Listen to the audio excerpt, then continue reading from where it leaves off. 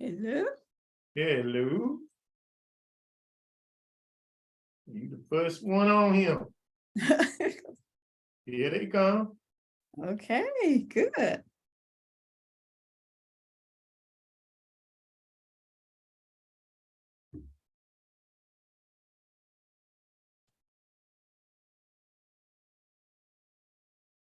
Hello, Pastor Simmons.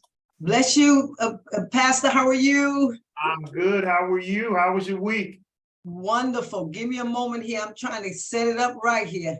All right. Well, you got a few minutes. We haven't started yet. All right, so give me one moment. Thank you. Okay. And bless you, Sister Georgia. I see a face to that name. Okay. All right, I'll be right back. Okay, thank you.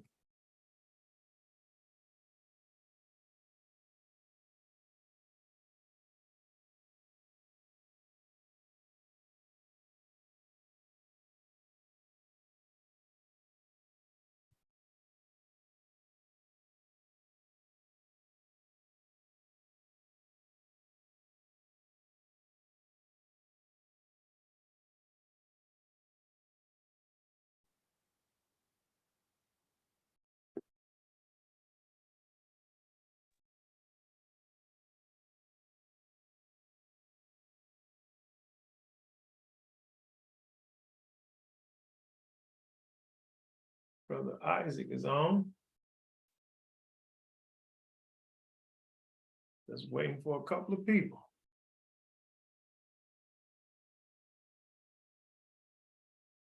You sent the email to Pastor Ferguson, right? Yeah, he should be in that group. Okay, because I didn't call him. No, he should be in that group. Okay.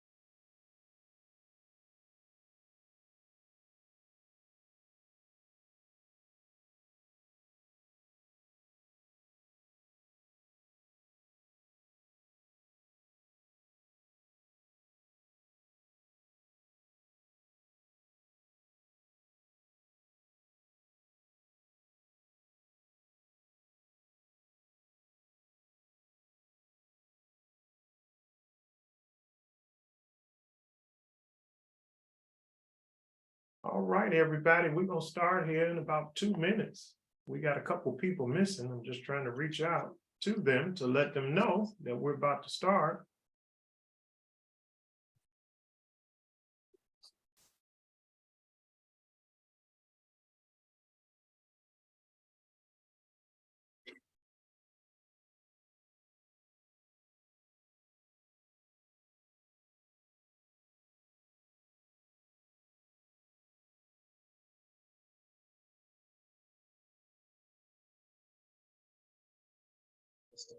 What's that inscription on your shirt? What does it say?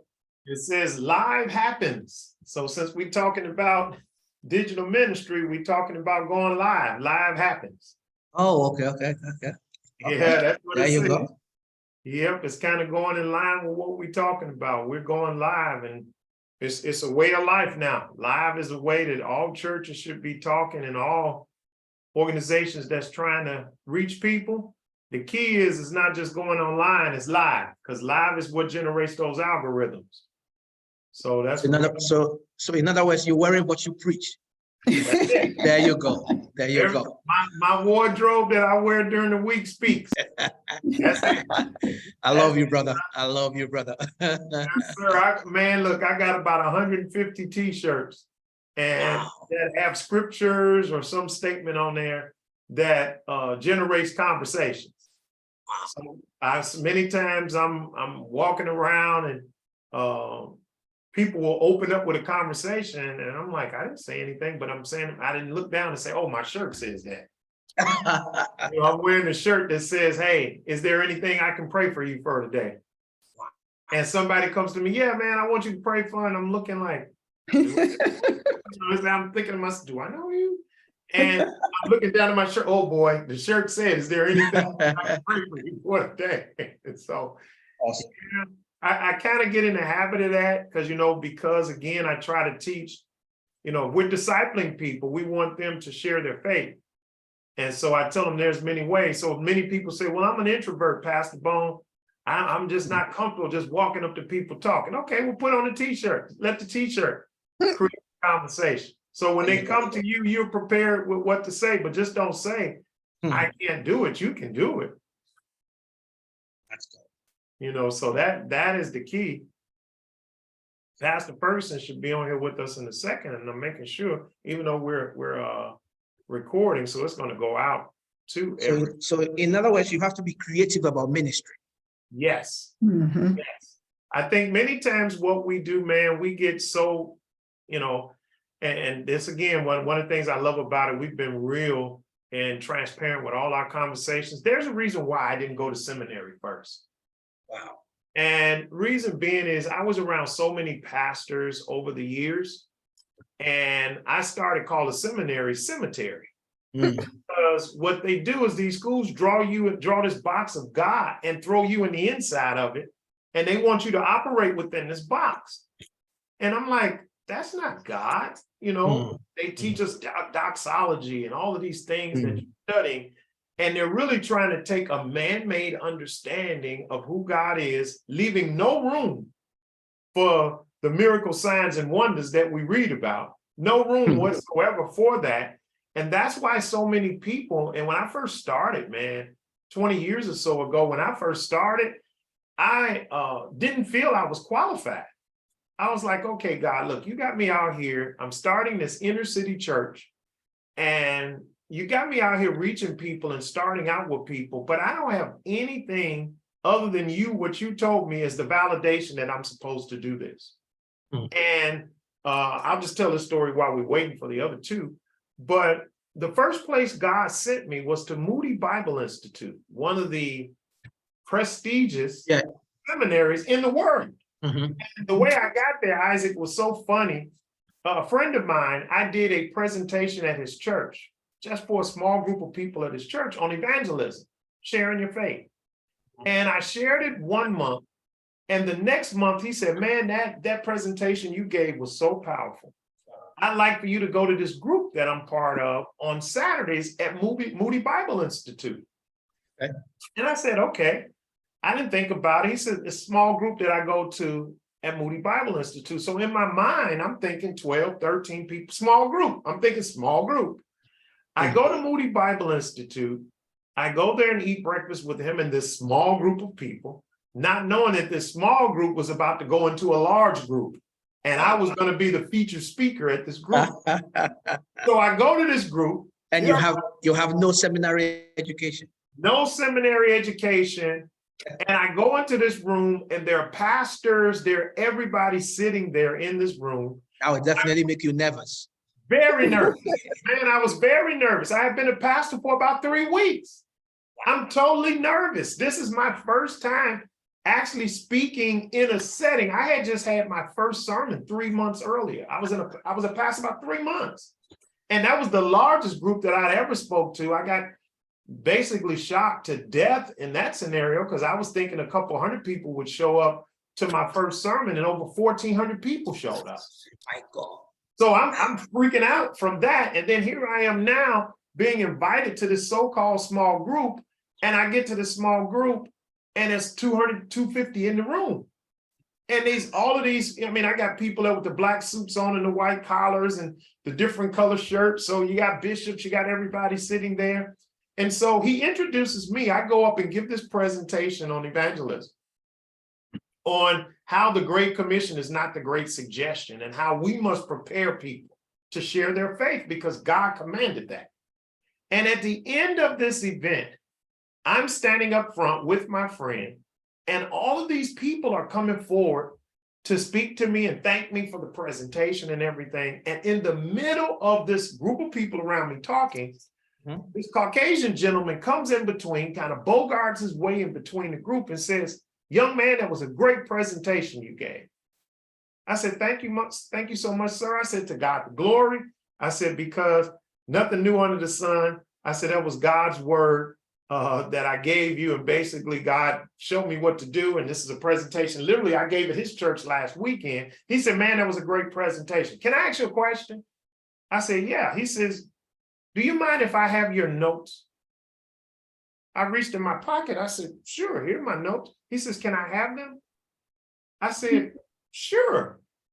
And the guy took my notes, opened up his suit jacket, put them in his pocket, and he walked away. So I turned to my friend and I said, "Man, who is that guy? Who was that?" He said, "Man, you don't know who that is?" I said, "No, I wouldn't have asked you if I knew who it was." He says, "Man, that's Erwin Lutzer, the president of Moody Bible Institute, just asked you for your notes." Jesus Christ. Jesus Christ. I said, "What?" He said, "Man, that's Erwin Lutzer. That's the president of Moody Bible Institute that just walked up to you and asked you for your notes." A friend of mine puts it this way. He says, situations like that want to make you cry or pee in your pants. One or the other. Look, I was crying and peeing. There wasn't no choice. Both of them was happening at the same time. There's water everywhere. Because I'm sitting here and I'm saying, wow. But at the same time as I'm thinking this in awe and shock, here's what God said to me. God said, "I told you I'd already prepared you. But I had to bring you into a scenario like this for you to understand that I've already prepared you and equipped you for what you're doing." So now let me tell you the opposite of what is happening. I'm saying this to you, Pastor Simpson. We're going to get started as soon as I finish this because I'm recording it anyway. Right after that, let me tell you the flip side now, 20 years later. 20 years later, I'm getting phone calls from, I went and spoke at one conference in San Diego. At this conference I spoke at in San Diego, I had no idea, but the guy who sat there and heard my presentation, I spoke before he did, was the president of Gateway College. Gateway. And Dr. Org, that's his name, Dr. Org, the president of Gateway. So we went to lunch. I still didn't know who he was. I spoke before lunch. We're sitting at the table at lunch. And he's saying to me, "Hey, brother, I really enjoyed your presentation, everything. That was really on point, man, what you did." He said, "Where did you go to school at?" I said, "What school are you talking about?" He said, "Where did you go to seminary?" I said, "Man, I haven't been to seminary at all." I said, "I have never been to seminary." I said, "This has been from years and years." I say, "I'm an avid reader. I read sometimes 3 to 4. Well, let me tell you what, you've been to Holy Ghost Seminary. Holy Ghost Seminary. That's what I'm talking about. Now, this is, and I'm saying this to y'all because I'm telling you how God works. The man sat there with me. He says, "You've never been to seminary?" I said, "No, sir." I says, "I don't have a bachelor's, a master's, or a doctorate in theology or anything else like that." He said, "Wow." He said, "Well, let me tell you who I am. I'm Dr. Org. I'm the president of Gateway." And he says, by being the president of university, there are some things I can do. He says, what I want to do is I want to give you an exception because I want you to graduate from our university.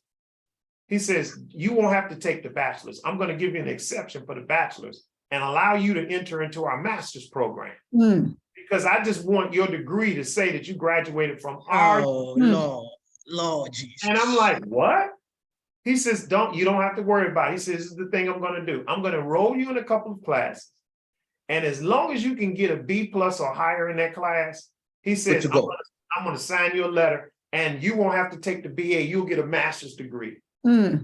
And then from there, if you want your doctorate, you can get that from him. I had 3 schools now call me and said exactly the same thing. We just want you to graduate from our university, Rockbridge Seminary, which is basically a purpose-driven seminary. I took my first 2 classes, Isaac. I hadn't been in a college class in almost 30 years. 1990 was the last time I sat in a college class. I was so nervous. Again, I pee in your pants. The first class I took in this seminary class, the doctor who has a PhD emailed me back and said, "Man, you were worried about doing papers and writings."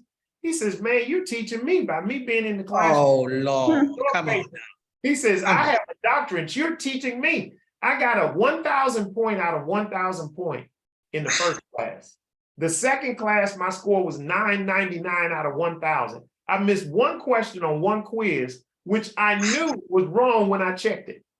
But you know, after you check it and you submit it, you can't go back and Yes. change it. So I knew it when I hit submit. I said, "Oh, that's wrong," but it was too late. So I'm sitting here now, every time I think, okay, God, you want me to go ahead and do a class with somebody this semester, I'll enroll. And then God says, "Nope, I got something else for you to do. Go ahead and withdraw." So I've been letting these presidents and people know I'm going to do it when God says he's going to give me some time to sit down and do it. But right now, God's got me doing what I'm doing now. My goal is to help pastors, help churches so that we can reach people for Christ. And I think, again, you know, that time will come sometimes where I'll be able to do that. But I'm really not, that's not really my drive to do that. I think that, like he says, God, when God opens doors for you, there's nothing man can do to shut them. And God's been opening doors for me since the day I've started this. So it's This is what I feel the Lord is speaking to me about, your experience. I think that you need to find a way to put all your experience into a book. Very, very important, brother. Very huge. Put your experience into a book, because at the end of the day, when you look at the scriptures is a compilation of people's experience with God. Yes. Yes. It's a documentation of people's experience with God. And that is why we are still where we are now, because we are learning from people's experience many, many years ago when they died. Paul's letters, Paul's epistles are his experiences with God. And he documented them to the churches. So your experience with God, brother, put it into a book. You are amazing. You are such an amazing man. And if you don't put your experience into a book and the Lord comes and take you away, that will be a huge disservice to the body of Christ. Huge disservice. This is being recorded. I'm going to be listening to this over and over again, because you are not the first person who said that to me. Please. There are people who are saying, man, listen, do me a favor before you even put your hands on that seminary stuff. Make sure you record and document. Last time, I'm into cybersecurity. That's one of the things that I do. So I went home and I listened to you again. I said, maybe this guy did Scrum, or maybe he's a Scrum master or something, because I have an experience in Scrum. So just going about looking up, listening to you, and then going home and doing the reflections, it seems like your secular experience, God used your secular experience and your intimacy with him to develop you up to this point.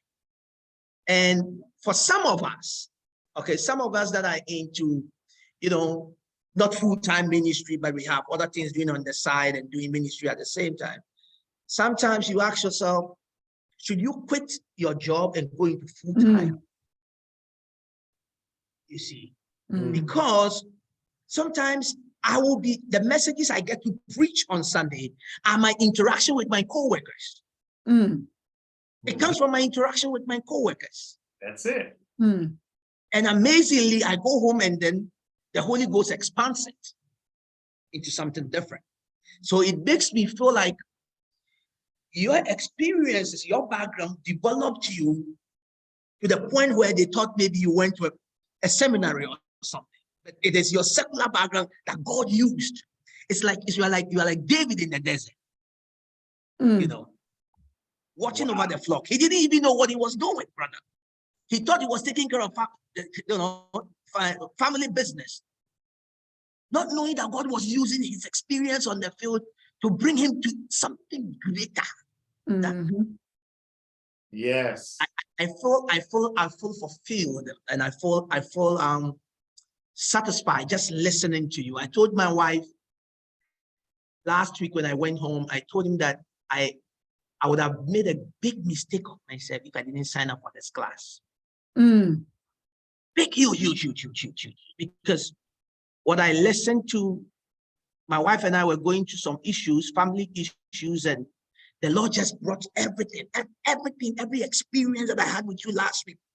And we sat down about 4 a.m. My wife never cries, brother. She never cries. She's a tough lady. Lady, she never cries. Tough lady. But this week, I was able to break my wife down and she cried on the bed. She wept bitterly. I said, Lord, it seems like Pastor Bourne has had some huge impact on my life. So please, put your experiences in a book and I'll help you market them. You give me a tithe out of them, by the We're gonna work. I think Pastor Simmons said it for us last week. And one thing you guys gonna learn when you work with me, this never ends. You got involved with me in the class, but we've just doing life together. This is about us doing life together. You know, I consider me a member of your church. Amen. So when it's anniversary time, when there's other times, say, you know what, I need to call my brother and see what does he have for us. Let me check his calendar to see if he's free to come and sit with us, because I am not your teacher, I'm your brother. I don't want you to sit here and think, oh, I got a teacher. No, you don't, you got a brother. Amen. Amen. The Lord introduced us to each other. And like you said, it's a decision we all have to make. And you made a decision, and I'm telling you, you didn't get on here by coincidence. Way of staying anonymous. God does everything. He does the movement of chess. And see, a lot of churches are playing checkers. We playing chess. That's what you playing. Well, we're on right here. We're moving 2-3 moves ahead. That's what you think about in chess. In checkers, you just moving to the next move. And so that's what God is doing. That's why I'm telling you, the times we're in where people are confused, trying to figure out what God is doing. Let me tell you something. God's not surprised. You are. I like that. New normal is not exactly like some new time. There is a new normal. And what's going to happen, you're going to see it within yourself. By Easter, you're going to sit back and you're going to say, that man told me that. When we first started talking in January, that man told me that the Easter I'm going to experience this year will be like no Easter I've ever had before in my life. Hallelujah. So I'm telling you, as we in these classes, I want you to take deep breaths. I want you to get all the relaxing you can. If you get some emails, you got some vacation time or whatever it may be, get all the rest that you need to get, because once that floodgate opens up, you're not going to be able to stop it. God is going to have that rushing water running into your church. Those spiritual waves that's going to take place because you have prepared for it. So a lot of people pray for stuff that they don't prepare for. But what we're doing here is you preparing for what you're praying for. And see, a person's faith is based on not me just praying, but it's based on the fact that I'm preparing for the rain that I'm looking for. And so what you're doing here with this time that you're putting in when other pastors are looking at their sermon making sure they putting the last tips on their sermon, making sure they saying it the most eloquent way that they can. They go into their closet, getting the sharpest clothes that they can pull out, making sure that the tie matches with the socks and all of that stuff. You sitting on here and you thinking about what God's thinking about, and that's soul. Mhm. What we're really talking about here, we just gonna change the subject every month. But we talking about souls. We talking about how to populate the kingdom of God with the gospel message, and to give people the opportunity to communicate with me, to say, yes, I want Jesus, but also to communicate with you and say, I want you to disciple me, to grow me to where God's saying. So I'm going to go ahead and start us today. So again, we're going to spend time today talking about digital ministry. I got just a couple minutes I want us to do for intros. So for those of you all who will be watching this video later down the line, you won't get a chance to do this, but I want you to do it on yourself. I want to start off with intros, and I want to talk about this. I wrote down a couple things in my intro that I want you guys to do. We all know each other's names. Again, if you don't know each other's name, we really got to reach out on it. But I want to ask you a question. This is what I want you to answer in your intro. I want you to tell me, how are you using the internet in your ministry right now? So basically, introduce yourself. Talk about how are you using the internet in your ministry right now? And there are a couple things I want you to think about when you answer this for me. If you got a website, tell me that, yes, I have a website. We have an operating website that's going. And then I want to know a little bit about the hardware that you're using in your ministry. Are you using a laptop? Are you using a desktop? You know, is there something hardware that you purchased in your church? What kind of cameras are you using to stream your services if you're streaming your service? Or what kind of cameras are you using if maybe you're creating content that you're putting on social media? If you're using social media, tell me what platforms are you using? Are you using Facebook, YouTube, WhatsApp? Tell me what you're using there. And then tell me what kind of content you're putting up. So that's what I want to use for the first couple minutes. I'm going to start with Pastor Simmons. And I know that's a lot of stuff I say, but if you basically start off, if I don't get all the information I need from you, thank God Pastor Omari is joining us now from Ghana. I want you just to say that, but if you miss anything out of all of that, because I know you didn't get a chance to write it down, I'll just inflect it into your conversation and I'll ask you the question. So let's start with Pastor Simmons. Pastor Simmons, how are you using the internet in ministry? At this time, let me say this, because I'm a straight up honest person. I'm challenged with internet, but I'm not ignorant. You heard that word challenge. And I do have a sister that kind of works that area. Right now, with our website, we are connected with Facebook and YouTube. That is the social media that I'm using at this time. However, I do know that Twitter, all these other little things, that's why I'm here, so I can get all that. Because I came from that school where show and tell, they show you, didn't tell you. I'm gonna leave that alone. But anyway, I love you, sister. I love yeah, you. I'm gonna tell you, I done wasted years, you know, but you know what, God's going to redeem your time for me. Yes. But anyway, Pastor, on that there, on our website, we do have that there. So right now, our intro, I just got my intro is being worked on right now, to where we can present it. I just got that done last month because of not knowing the connection of who to do it. So we had to pay for it professionally for an intro. I have not yet to utilize it yet because where we are due to COVID, we're renting space. So in that space, I want to be able to have it to look more like a church setting than just a space setting. So I'm progressing slowly, but I am progressing on that right there. As far as the camera, what we got top of the line stuff. It's just what we lack is the expertise and experience of gifts to operate in that. We have the Apple Mac Pro laptop. We have a phone camera, iPod, the iPhone. I'm the Android lady, so you know the little young buck said you got to get that iPhone. You can do everything. Gotta get that. on that there. So we do have the camera, I forget the name of the camera that we have. I think it's a Mevo camera. Ah, that's a great camera. Mevo That camera we is have. great. That's 4K. You can Yeah, use. so we have the stuff, Pastor, and I'm grateful for the sister that this sister, she goes on YouTube and everything to get the information of work things, but we don't have the talents and the gifts. We have the equipment, but we don't have the persons to work the equipment.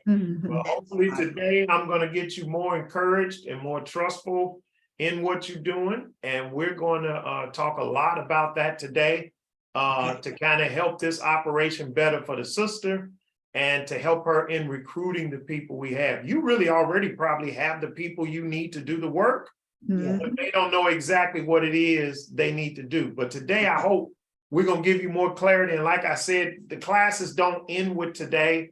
We're Yes. going to sit down, and each one of you all, I want to sit down with you, give you an hour where we can talk together more in detail of what you just talked about now, and then talk more because you'll have really more understanding today of how that works. But again, you mentioned some things that, again, we got to bring up today, especially we talk about hardware. Thank God you're not where so many pastors. This digital ministry workshop came from the place of what happened during COVID. And I had so many pastors who, once they were pushed out of their buildings into recording and streaming online, immediately reached out to a bunch of contractors and began to spend church money buying equipment, but didn't know how the equipment was How to use it. ministry. Right. Yeah. I got one church right now, they spent $30,000 on lights. And the $30,000 that they spent on lights, if I was to go to their website right now and show you their Sunday service, the lights are not being used today. So that's $30,000 of resources that was given to the church that was basically bought on a whim because somebody said, oh, it's too dark up on the pulpit for the recording. And so they called some contractor who sold them $30,000 of basically concert lighting that when they tried to turn it on in some places, the seniors began to complain because the lights was giving them headaches. Yeah. So you got the seniors complaining, please don't cut them lights on, them lights is blinding me, I'm getting a headache, you know? And then you got another group of people that's basically up there on the pulpit and they like, man, can you dim these down? I'm up here trying to preach. And not only am I being blinded, but the heat from these lights is cooking me. And so what they did was so many pastors went out and spent money. I got a pastor that went out and spent $5,000 on a camera. And on a phone call, I showed him, man, you could have bought this camera for $995. It has the same lens as this one you paid for $5,000.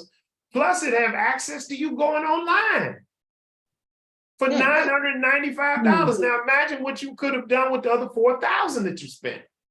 So what pastors did is they went and began to reach out to contractors. Pastor Simmons, I'm going to talk to you all today about we get to the end of the day.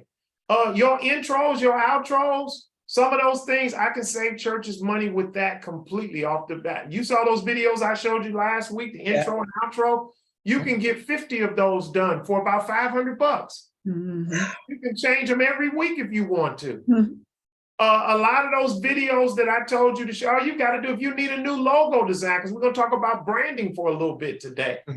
We have companies that do all of that. So if you have an idea for what you want for that, and they do it for us at reduced prices because I talk to them and say, listen, I'm working with pastors completely. I can give you inroads with pastors, but here's what I do, and I want y'all to know that. I don't have you, the reason why you're not going to see a lot of things I'm talking about today, that I'm going to give you their personal information and you reach out to them, is because I value your relationship. I explained this last week. I don't want to give you their numbers. You pay them based on my relationship with you, and it don't turn out the way you want it to. So basically, you know, they tell you they're going to give you 4 or 5 revisions. You say, hey, I don't like that. Can you fix that? And they say, oh, well, no, we don't do that. You paid your money. That's what you told me you wanted on there, and that's it. Well, I don't want my relationship with you to be scarred because I gave you somebody who I thought would treat you the right way, and they didn't. Because see, once your money's gone and you paid them directly, there's really no arbitration. So for me, what I do is I have these guys to sign contracts with Kingdom Alliance Consulting Group. So what happens is, what are you going to charge this pastor for this? They tell me. I send you an invoice. You pay that directly to Kingdom Alliance Consulting Group. We are holding the money. That person knows until you contact me and say, Pastor Bone, everything was great. We love the videos. We love the logo that they created for us. We love this or whatever it is that you're getting done, because they even do complete branding packages where they make your logo for you. They turn that into 50 animated logos. All of that stuff you'll have done, you can do that in a package. You get as many revisions as you want on it as you want. I don't like the way the flower is there. Oh, I don't like the font that you're using. Can you change that to a more script font than a block font? They do all the changes that you want. And when you're satisfied, the videos are delivered to you. We look at them first, because the first thing I do is I want to look at them. I look at them. I'm going to send them to you. You look at them. I tell you, look, you got about 3 days now. I need you to open them up, take a peek at them, make sure it's to your liking. When you say it's to your liking, then we release the money to them 3 days after the work is completed. So therefore, I become your arbitration person. Now, once you tell me it's good and we release the money to them, you can't say, well, Pastor Bone, you know, I thought about that again, or I took it in front of some people and we decided we don't want it green, we want it red. Now, at that time, they're going to probably say, you know, $60 for the revision, and you're going to have to pay for it, because again, once we tell them it's okay, they finalize all of the work and send it to you.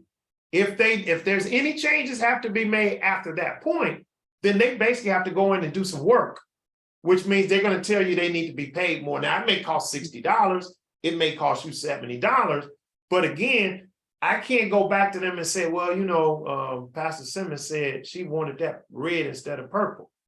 Because now they've got to open up those files. They got to go back in the software and they've got to do work. But up until that point, my job is to make sure my relationships are protected. That's what I tell these guys. I don't know you, but I know them. And I don't lend my relationships easy. Because again, if the work goes bad, they're going to call me. They're not going to call you. And say, man, you connected me with this person and they did this and that. And I really don't want to lose any friendship or trust out of people, because I lent you a relationship with somebody else. So the things we're talking about today, we're going to talk about brandings, logos. I got some great people who do that work. They do all of the stuff that you see that I've shown you. They do the work. So if you need branding work, logo work, that kind of stuff we can do. All I want you to do is we go through this today, put that into the chat box, and I can just send you, I can tell you what the prices are before we get off the call. And then if you want to go and do that, we can do that the same way with them. Again, I can, because of my relationship with them, I can start the process to get them doing the work on my word. Hey, listen, I've got a brother. Here's the name of his church. Hey, here's the logo. If you got an image of a logo that you want, my thing is this: if your logo hasn't been changed in 15 years, you probably need to change your logo. You're in the new normal. You need to change your logo and make it more corporate. You're going to hear me talk about that today when we get into branding. Your branding needs to be as corporate as it needs to be. Here's what I want you to think about. Could you take a flyer or a card of your church and go on a doctor's appointment tomorrow and be comfortable with leaving a few of those cards on the table in your doctor's office, that they wouldn't remove them because it would be considered a church? Or would your logo be as clean as it was sitting beside the doctor's logo? If you looked at our logo, the Good Seed Ministries logo, let me see if I can pull that up for you. And I'm just going to play the video real quick so that you can see it. This is the opening.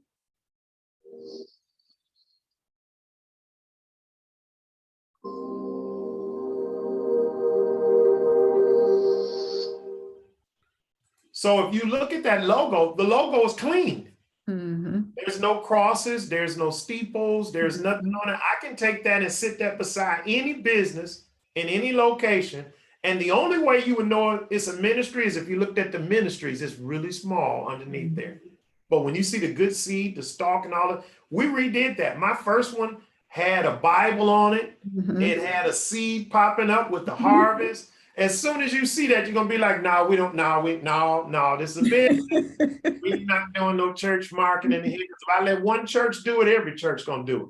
So you want to think about branding being clean. Now that video you saw, let me put it back up there for you again. This is why I'm telling you with this.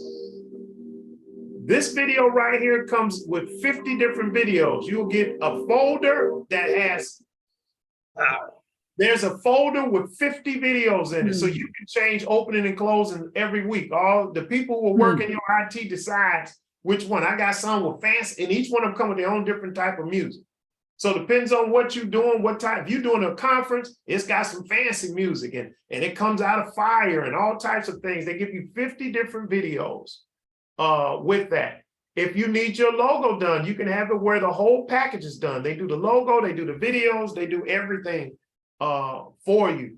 And again, you guys are all in the same group with us. You guys are taking classes and stuff.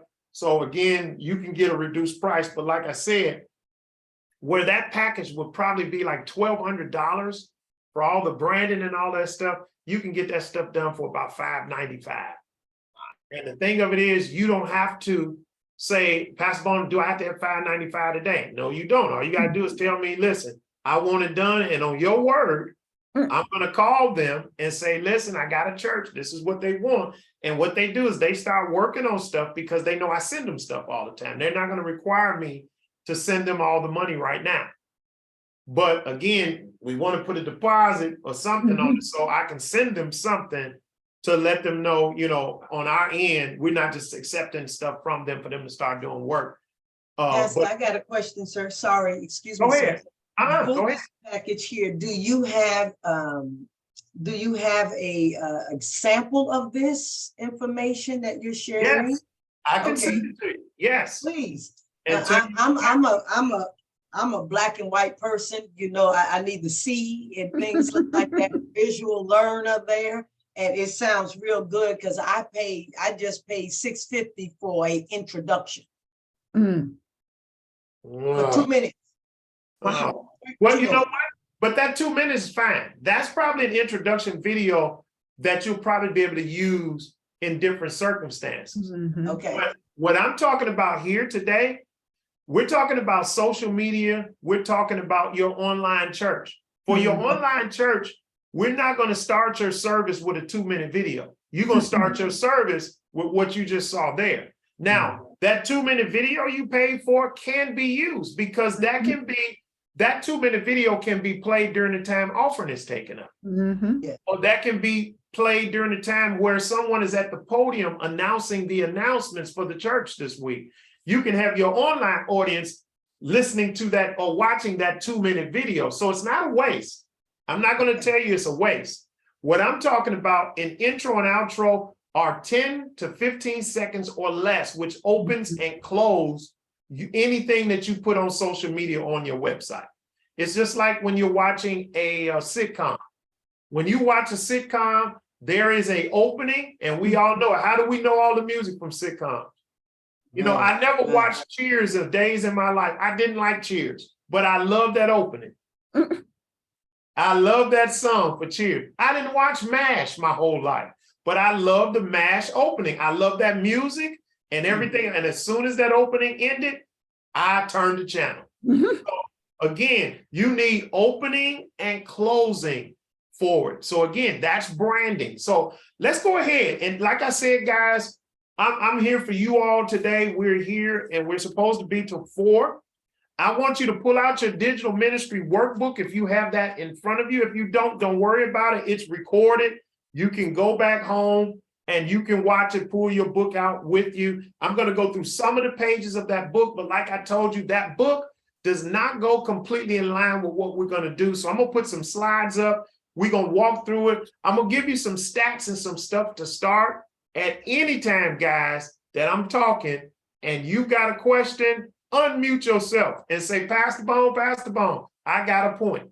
I don't have any problems with you stopping me at any times, because remember this, if you don't stop me, I'm assuming you getting everything I'm saying. So again, this is for you. This is my time with you. This is not instruction. This is a workshop. A workshop means what? We're finna do some work.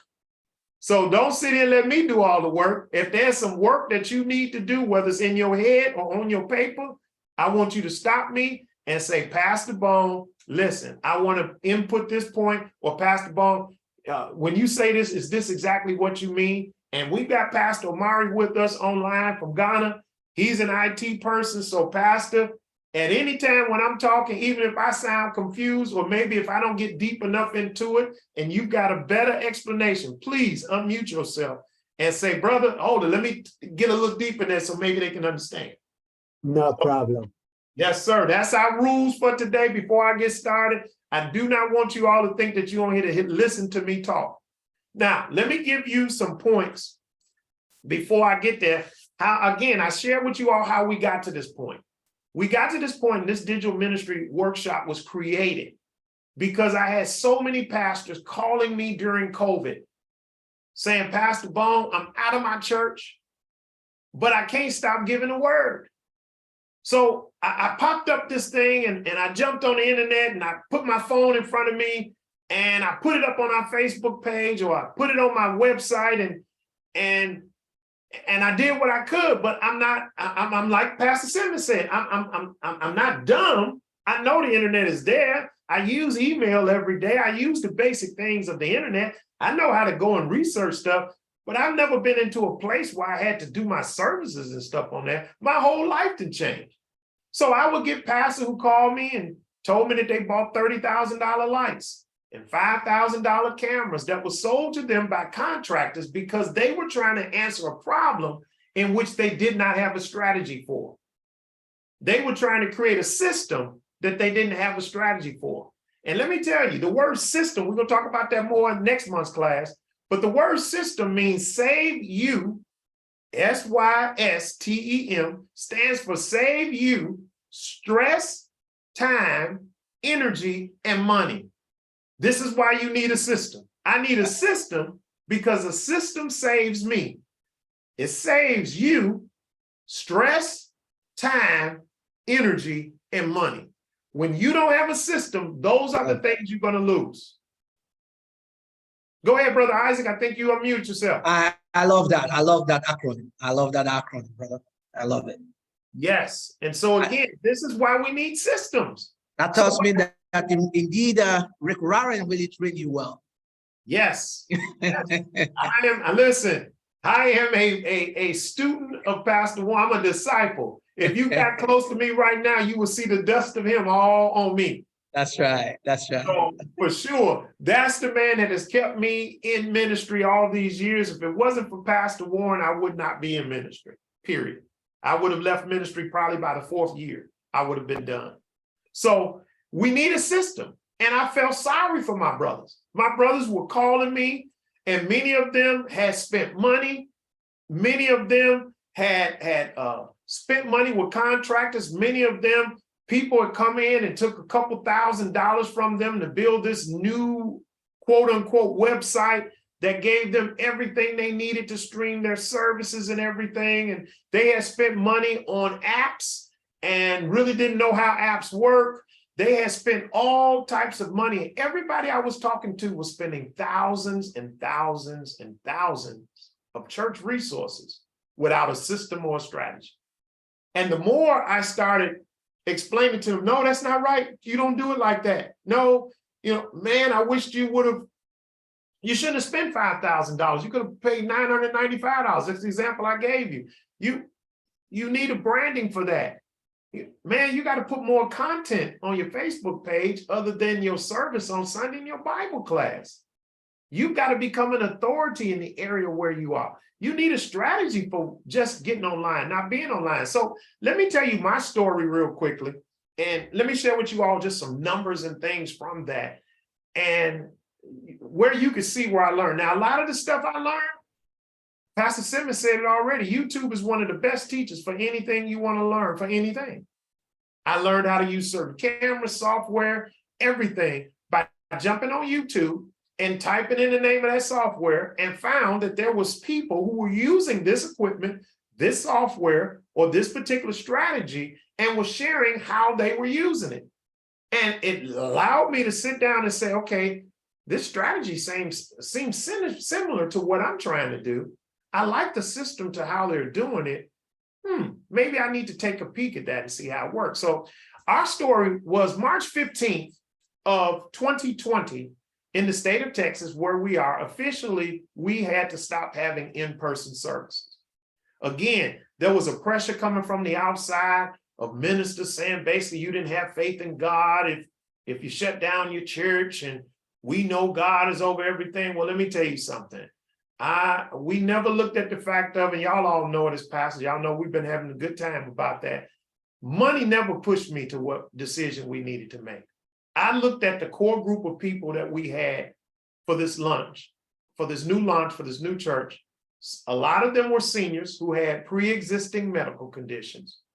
We had young people who I knew at that time, COVID was not affecting young people like it was adults. And so they were still in school. Just like we see the flu going around, COVID was going around. These kids, how can you tell a 5-year-old, 6-year-old to keep a mask on? It's impossible. So I thought about the fact of being the shepherd, that if somebody came in on Sunday, contracted COVID, and passed away because people were passing away in record numbers, that I couldn't live with myself as a pastor. So as I prayed about it, the Lord was saying, no, it's time for you to shut that down. Don't get yourself into no fight with the politics and all of the things that's going on. You want to let people know from your heart why you're doing what you're doing. So I shared with them that last service on March 15th, that this would be our last in-person service.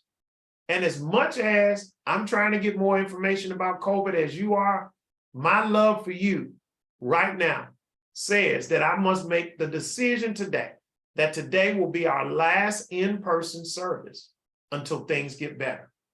And so what we're going to do is we're going to shift our service to online. And so that next week, the 22nd of March, we began online services. The first thing we did, we created, now everything started from zero. We had nobody, no followers, no subscribers, no nothing. It was just the 35 people who were coming to these preview services. The church hadn't even launched yet. We were going to launch in April for Easter. But COVID came along and canceled all those plans. Even with all the money was spent for advertising and everything, we had to throw that in the garbage because there was no way we were going to be able to open up the first service on Easter when the COVID numbers were getting worse and worse every week.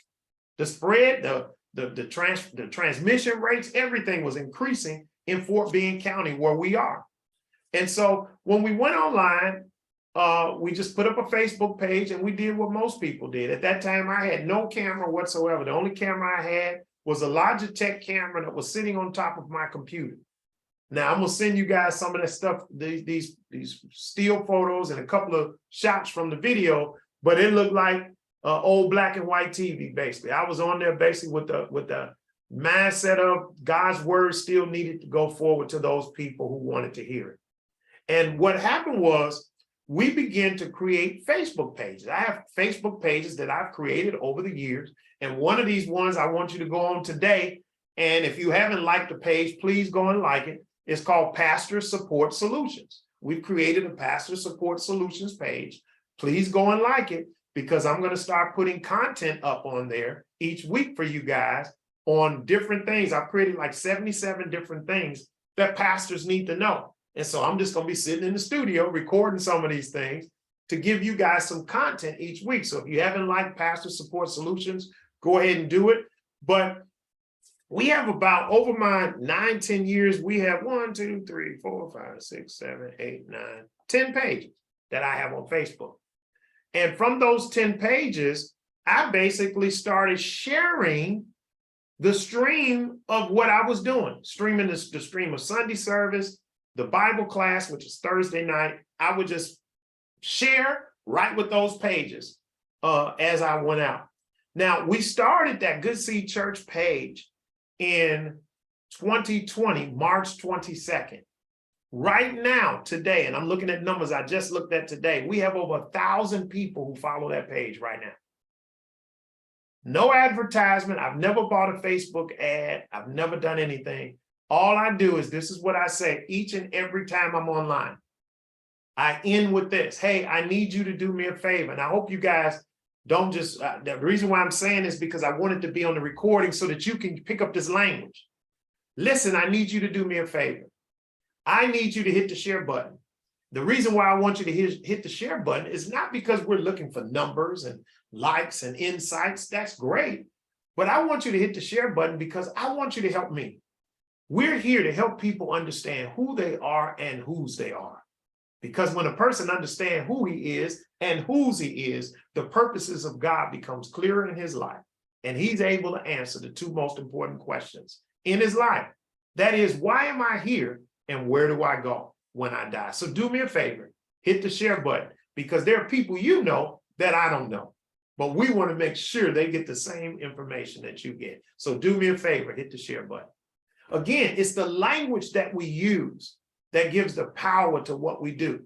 So each week, just this week alone, just in the past 2 days, we got 7 new likes to the page. Because here's what happens. People share it, and that it opens up to their friends, and their friends like it, and they hit the share button. So I've got people, watch this, here's what we're doing. We're doing digital evangelism. Got to remember, we're doing digital missions. Digital missions. I want you to get that word.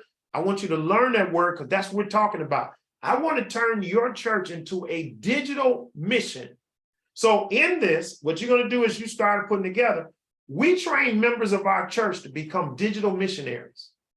You're supposed to share your faith in person and digitally. You got a Facebook page, you got YouTube, you got LinkedIn, you got Twitter. We want you to share what we put out there. We have them to put it in their stories in Facebook. Don't just put it in your profile, but put it in your story in Facebook. Hey, listen, and put this type on top. This is what I'm listening to in the mornings. This is how I get my day started with my coffee. And they have the image from the devotional that we do every day at 7 o'clock in the morning. Right now, I'm doing a 40-day devotional entitled Practicing the Presence of God. Practicing being in the presence of God. And for 40 days, every morning, 7 o'clock a.m., Monday through Friday, on Facebook, and we send it to our YouTube page as well, we're able to do that. So again, that's the key. Let me just give you some quick numbers. Just my personal friends, right now, because I stream whatever I do on the church on my personal page.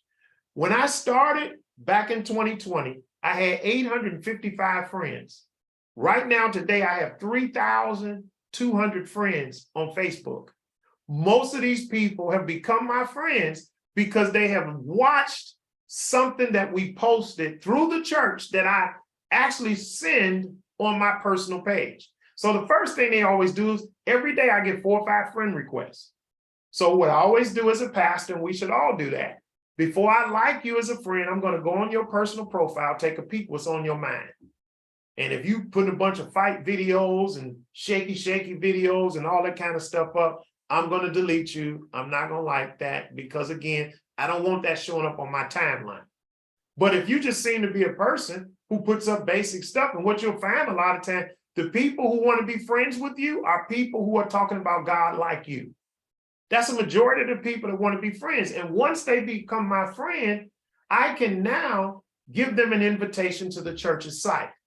So what's happening is they're becoming my personal friends because that's where they're seeing it at. Because even on my personal page, I'm telling my friends to share what they're seeing. So they're sharing, and their friends now want to become my friends. And then once they become my friend, I send them to the church page to like the church's page. So again, it's a marketing. Remember we said last week, marketing system is so important. How do we get people to our church? So I have 3,200 friends. The top countries, and I told you when I said people putting international behind their name and they ain't no more international other than the street they own. Maybe the next street next to you is France. So that's why you call yourself international, because the street down the street is named France. We're a block away from France. So we're international. I just want to make y'all laugh for a second because, you know, we can go through that.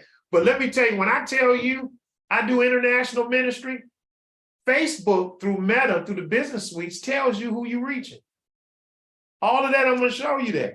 Here are the top countries that I'm reaching each and every day. Uganda, India, Kenya, Nigeria, South Africa, Jamaica, Pakistan, Philippines, Sierra Leone, Zimbabwe, St. Kitts and Nevis, Mexico, Gabon, Argentina, Philippines, Madagascar, Rwanda, Canada, and Ghana. So when people say, are you international? Yeah, these sound like international places I just talked about. And I didn't even name for you all the cities in the United States. And in order to get this, you have to have so many followers to even be able to see the numbers. It even breaks down and tells me the age groups of the people that we're reaching. So when you look at that, you know that's on it. So our reach. So Pastor Boone, you are using social media to fulfill the Great Commission, going into all the world and preaching the gospel. That's it. This is it. getting live in my spirit, right? And I'm training my members. Why? Because the average person sleeps with their phone 6 feet away from them. So if people right now, people don't know how to live without their phone. So if we're going to teach them the Bible, why not have a system in place in your church where you teach them how to reach people through their own means of social media? I want people in the church. Today, I just sent out an image and a short paragraph telling everybody at the church, go through your phone contacts. Send this to them to let them know this is our message for tomorrow and to join us either in person or they can join us online. I'm flying tomorrow morning to Chicago. I'm giving the message live tomorrow in Chicago, but I'm going to show you here in a second. The message is still going to go online for the rest of the world. So while I'm standing on the pulpit tomorrow in Chicago, I've already done the message twice. So I'll already have numbers tomorrow when I get there where people have already had. Now you may say, why are you doing the message twice? Because again, I just named to you all of these countries that are being reached. If I only did my service at 8 o'clock in the morning, 8 o'clock in the morning in Uganda is a whole nother time zone. In Mexico, it's another time zone. In Argentina. So watch this. I'm going to show you before we're done today, I stream my services 5 times a day. And I'm not there live for none of them. Now, I know you're going to be like, okay, how you doing? I don't want to start the questioning now, but let's get into it. So I gave you my points so you'll know. Let me tell you YouTube real quickly. YouTube, we started with nothing. I only use YouTube originally, guys, because again, you don't want just a YouTube account. You want to make sure you have the YouTube nonprofit account because the YouTube nonprofit account gives you access to live streaming. It also gives you access to having a larger storage bin. They give you more room to store more videos when you have a true nonprofit. Also, by having the nonprofit, you'll pick up extra features through Facebook and YouTube and Google if you do that. So all of those you need in putting together your digital ministry. Now, YouTube, originally, Pastor Simmons, like I'm telling you, there's no difference between me and you. I sat there just like you did. I had knowledge of the internet, but I had no knowledge of no internet as far as doing no ministry. Because again, I came from a show and tell background. Couldn't nobody show me or tell me because they didn't know nothing at all because they were fighting against the internet themselves.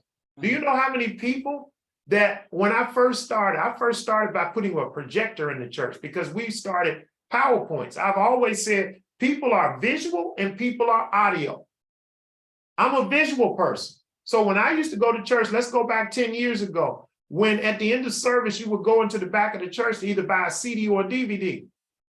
I never would buy CDs, even though I had CDs in the car. Why? Because when Pastor Isaac is preaching and he makes a point and the whole church start laughing, I need to see their face. I don't want to hear no, and I'm wondering what they laughing at, what they laughing at.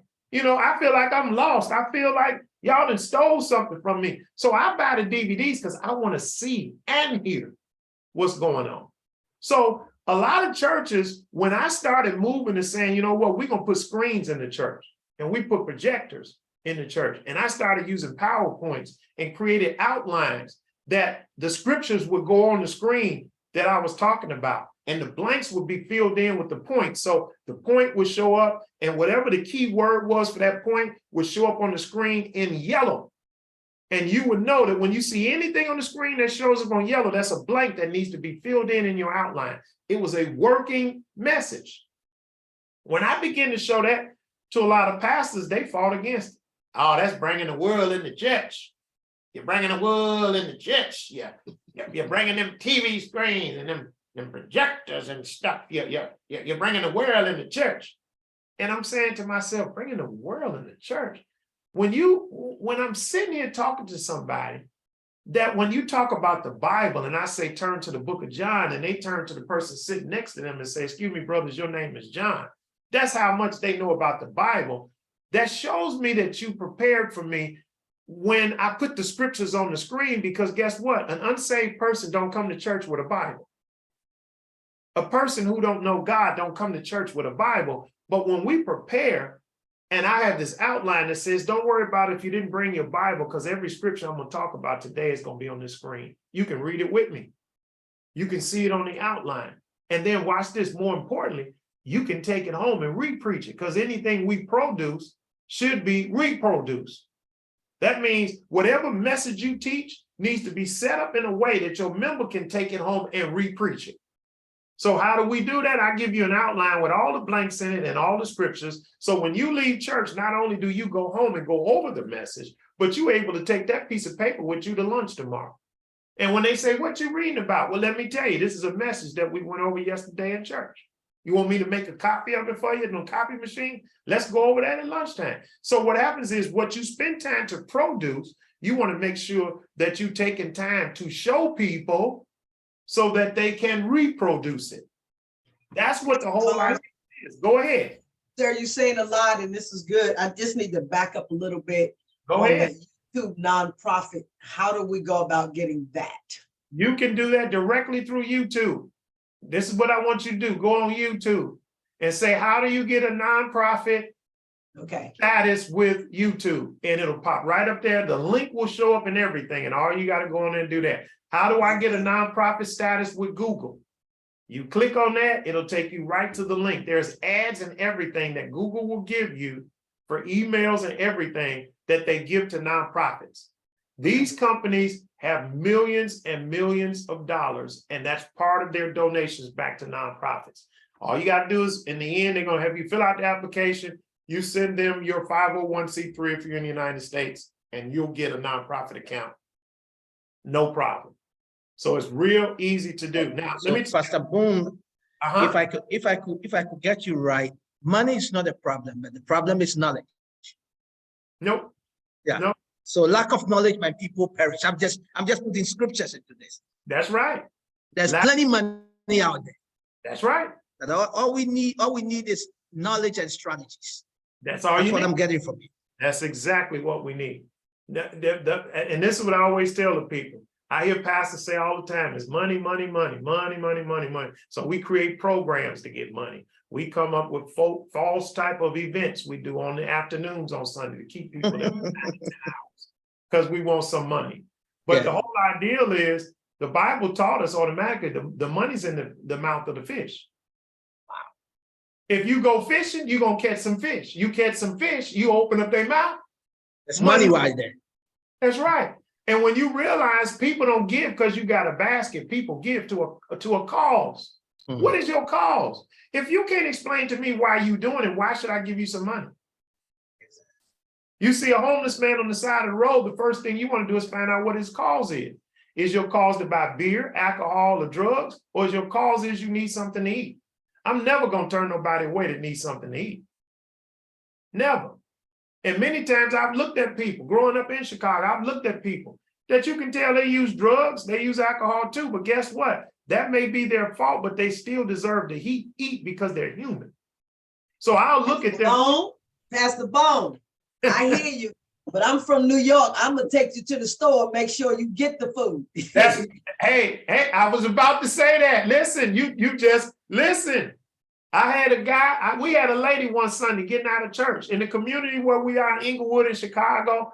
They're all around. So this lady comes, she sees us getting out. We're getting ready to get in the church van. She sees us. And so she says, oh, can you help me? I'm trying to get something to eat. My wife said, well, honey, if you want something to eat, don't worry about it. Come on, jump in the van with us. We're going to take you and get something to eat. So my wife takes her down the street. There is 2 restaurants there. One that sells American food, one sells Chinese food. So she said, which one you want? So she tells my wife, oh, I want some Chinese food. My wife said, well, come on, let's go inside. I'm gonna buy you something to eat. My wife gets in, she told her, look at the menu, tell me what you want. The lady stood there for 2-3 minutes, didn't say nothing. I can't figure it out. I know you probably in a hurry. You can go ahead and just give me the money and I'll go ahead and buy it. My wife said, no, that's not gonna happen, sister. If you want something to eat, you said you want Chinese. We're not in a hurry. You tell me what you want to eat. I'm gonna pay for it. And then I'm gonna leave. I'm not gonna sit and wait for you to get the food. I'm gonna pay the person so they can go ahead and make your food. And then I'm gonna go get in the van and we finna go. That lady just hummed and hummed around for 5 minutes. And my wife said one of my favorite statements I say to people, I was born in the morning, but I wasn't born this morning. Thank you so much. You have a great day. May the Lord bless you. So Well, in Africa, we say, I might be born in the night, but I wasn't born last there you go. See, I was night. same time. Oh, different Jesus. today. You know, I and say that today, right here in America, California. that's right. That's right. So it's important that we look at that. So originally, YouTube was a storage bin for me. YouTube was a place that I thought that the videos that we created for Facebook that we ran on Sundays or Thursday is a storage shed for me to store these videos. Remember, it's record and then repurpose. You never do anything that you are not automatically thinking out of your strategy how you're going to repurpose this. This workshop we're doing right now, eventually I'm going to take sections of this workshop, puts it into small clips, and maybe in about a minute or so, tell people why they need to be in the digital ministry workshop. Some of you all, I'm looking forward to y'all because I know the wave is going to come too hard. Well, I can't get to everybody. I want to do something in San Diego so that Pastor Simmons can become our coach in San Diego. And then she starts running these sessions. They start coming to her church for it. I'll come and help her do a few until she's comfortable with doing it and handling the material herself. When she's comfortable with handling the material herself, I don't have to come. I can just do a welcome video and she takes it from there. So I took YouTube as just being a storage place because I thought record and store. Not thinking record and repurpose. In the beginning, remember, I didn't know. I knew we had to be online, and I knew once we recorded it, what we're gonna put it at. So I used YouTube for that. And again, we created a page, had 0 on it. I went for about 9-10 months with no subscribers whatsoever. The Lord had me to create a session that I did called 30 Days to Understanding the Bible. And it's a book, great book that was written called 30 Days to Understanding the Bible. And I ended up getting the videos from the author who bought the book. And I created a playlist on YouTube, put those videos in it, gave people access to the worksheets and everything else from it, and encouraged them to jump on and to do the 30 Days to Understanding the Bible. And all of a sudden, I started getting responses from YouTube telling me I have followers. Today, I have 334 followers in YouTube. And most of those followers became followers because they signed up for the 30 Days to Understanding the Bible. People who had never been to the church's Facebook page, but through other people, they found out about this 30 Days to Understanding the Bible. Now, I'm going to give you guys access to that, where I'm going to give you those videos, I'm going to give you that material, and I'm going to show you how to create a playlist in your YouTube page so that you can start letting your YouTube page market for you without you even doing anything. Only thing I'm going to want you to do is create a quick little 30-second, 40-second video, and I even got the video that you can play in the background to ask people to go and take the 30 Days to Understanding the Bible, which is a 6-week. Oh, it's not 6 weeks, it's 6 videos. And they can do it at their own pace. And people join you, they join, become followers of your page. Understand, once somebody becomes a follower of your page, they have now opted in for you to be able to communicate with them. So now watch this. I'm gonna just read down the numbers. That's why I tell you, we reach 3,000 to 6,000 people a week now through digital ministry all over the world. Good Seed Church has 998 followers. My Uganda page, Purpose Driven Uganda page, has 113 followers. My Purpose Driven page has 119 followers. My old page from 7, 8 years ago, Life Tree Cafe has 58 followers on it. The old Good Seed Ministries page has 143 pages on it. My wife started her page for working with women. She does a broadcast every Tuesday for hurting women. She's just started that back in September. She has 111 followers. We just started one brand new for the church in Chicago with no advertising, no nothing. It has 4 already. We have one called Token of Love. It has 64, and Pastor Support Solution has 72. So that's, think about it. If this was a church, I have 1,682 members. That's members. That's people who joined the church that I can send something to at any given time. 1,682 people have subscribed and liked the page that I can talk to at any given time. Then I have 334 followers on YouTube. Now, Pastor Bone, so with all these pages, whatever you put out, I believe I heard you say at the beginning, whatever the message is or whatever you're putting out, it goes to every one of those pages. So all the every people. one of those pages. And it's not even everybody's counting my intact. groups. Okay. Right. I didn't even told you about my groups. I got a Good Seed Ministries group, and we're going to talk about that in a little bit. The Good Seed Ministries group has over 400 people in it. So I'm only telling you pages. I haven't talked about groups yet because we're going to talk about it as we get into the session. But let's just jump right in. I want to show you guys some slides real quick to kind of get us going. Social media. What we're talking about when we're talking about social media, that's why I said write down that word digital missions. So Pastor Bone, before you go on, quick question. Uh-huh. So when you closed down the church and then you went virtual. Now, when you came back, can you tell me how the numbers in person increased? Well, we never went back in person. Now, that's the part of the story I didn't tell you. Ah. God told me to never go back in person and to never Are do you serious? in-person church. Yes. Wow. I'm literally building, what I'm teaching you guys, I'm teaching you how to build a virtual church only. God has not told me to go back, re-engage the core group. Most of those people that are still involved are online. We have people that still, because again, there are costs with this each month. You know, let me show you some of the stuff. When we came out and we decided that we were going to go virtual, I began to put a list of stuff that needed to be done. We needed lights, you know, because again, you don't want to just put anything online. You got to remember, you want to try to get right now, 720 is the highest resolution that you can stream through Facebook. But if you notice, can you guys notice my picture on Zoom looks better than anybody's on here? Yeah, I don't know now. I think mine look pretty good. Let me get Those look good. Now, I'm not saying, look. I think mine look pretty good, Pastor Paul. I ain't trying to start no war up in here. I just humor, just a little humor, sir. I know. Now, everybody's look good. I'm not saying nobody's don't. The only one don't look good is Pastor Amari because I can't see him. But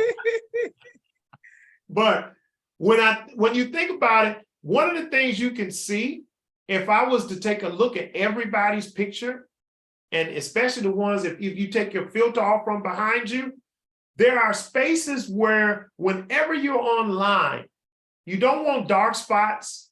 You don't want spaces where your skin tone doesn't look like your true skin tone and all of those things. Because you got to remember, how do most people look at Facebook, YouTube? This is how they do it. Yeah. And when I look at, and I do it some Sundays, y'all, it's just a habit. You know, I think that's my coaching hat. I'll wake up early in the morning on Sunday and start scrolling through Facebook to look at people's church service. And some of the stuff I look at, I'm like, I wouldn't put that up there. I wouldn't put that up there. We got the greatest message of all time and it serves excellence. We have the greatest message of all time. It deserves excellence. So when we first got online, and I'm answering this one for you, Pastor Isaac, and probably is answering for a lot of people. I said, listen, when I started looking at those beginning videos in the beginning, it's dark in the back. I'm trying to find the right spot in my house to go. So again, I want to make the background good and everything else. Like now, I can zoom in 100 times if I have to who I am. And I'm doing this just to be doing it. But this camera that I'm using is really a $3,000 camera that I'm using to do this. If I can, and I'm gonna send you guys a picture of what the studio looks like in here. I have professional lights in here. I'm looking at you not directly from my laptop. I'm looking at you from a 32-inch monitor that's sitting right in front of me. And then there's a big screen TV to the right of me, so I can turn and flip when I'm looking at different spaces. And there are 3 professional lights in here. So if I'm going to make it go live, I want to make sure that I'm setting myself up so that the production will look like a production, or the image itself will be in a place where people will stay and look. If I look like I'm 2 inches tall because the camera I'm using can't zoom in close enough to get to know me, people don't need right now. The reason why most people will say, why don't you stand up some Sundays and stand in a pulpit, or why am I not doing this? Because again, this is a virtual church. So at a virtual church, what we decided was when people were sitting on their couches and everything watching, we're going to make it just as comfortable as you. And it's real easy for me to sit and talk to you, and at the same time, put a slide up on the screen at the same time. And that slide could have a scripture, whatever, or a point, and then I can come back. And then at the same time, I can say something to you like, hey, listen, let me share this with you real quickly. I'll be right back. Pastor Bone. Yep, go ahead. I do notice though, sometimes where it looks like, and I don't know if it's the camera, where you're talking and the words proceeded before you even got it out, where it's not That's together. Zoom. Yeah, that's Zoom. Because I'm Okay, actually using 2 software programs at the same time. I I'm see. using Ecamm because Ecamm is the video studio that is actually controlling the slides and everything. Okay, because sometimes it make it look like you're moving a, robotic. Yeah, because sometimes I see it myself, like right now, it's fine. So that's Zoom and the stream Okay, that's going through Zoom. Now, I'm using a gigabit internet from Xfinity. So I know it's fast enough to go through, but sometimes Zoom, because the camera here is actually being used as a virtual camera through Zoom. So literally it's going through Zoom, and then Zoom is sending it through the internet. So a lot of times, if I was to drop this and go directly into Zoom, you would see it totally different then. But that's what's going on. If you're seeing that actually happen, that's actually going through Zoom from the scenario. But again, you got to prepare your production. It's not just buying equipment and putting it on. And again, like I said, there's so many people that are losing so much money because they're doing the contractor work before they do the strategy work. And that's the one thing I thank God for. He gave me an opportunity to kind of see things, and I didn't do things until, again, and I've always felt this way, I don't spend any money to do anything until I have a strategy to what I'm going to do with it. that's good. So Pastor, let me ask then, I hear you saying through Zoom. When do you do live messages? And if you do your live recording, is it through Zoom, or do you go straight to the YouTube, whatever the case might be? I'm going to show you the software I use to go straight through it. I use Ecamm. So if you have, and we're going to show that, I'm going to show that to you, and you'll be able to, I'm going to send you guys some links and stuff to it. You'll be able to do it yourself. I do not use Zoom. Zoom is not a video-based thing. And let me tell you why I would never do my services through Zoom. You want to make sure in your digital ministry strategy, your digital ministry strategy should be inclusive, not exclusive. And what do I mean when I say that? Zoom is an exclusive software program. The only way you can get in Zoom, you need a password. You need a meeting ID. And let me tell you something. If you're trying to get me to come to your church and I got to type in meeting IDs and password, man, I'm not going through all of that. And that means when I say exclusive or inclusive, exclusive means unless you got my password and meeting ID, you can't come on the service. And let me tell you, it's not a good tool to stream from Zoom to Facebook. I've tried it many, many times, even to try to do workshops. And Georgia's on here, she knows for a fact, we've had the world of trouble trying to stream workshops on Zoom and on Facebook. Zoom is just not a capable software program for what we're trying to do in the church. It's great. I'll use Zoom to tell you what I think Zoom is for, small groups. And we'll talk about that by April. Zoom is a great tool for small groups because again, you can have as many meetings you want to on Zoom as possible if you got the $14.99 one. And you can use that for your online small groups. It's great. But I would never look at Zoom for doing anything for Sunday service unless you've made up your mind you only want an exclusive group of people. But the gospel I'm sharing is supposed to be for the whole world. So to me, Zoom will never give you the opportunity that you need to put on a professional produced service that people are going to stay there for 45 minutes or an hour to watch. It's just not that software.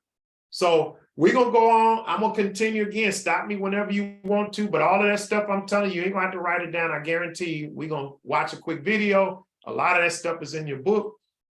But again, social media, we want to talk about that as a vital tool for accomplishing the mission of the church in the 21st century. It's a tool.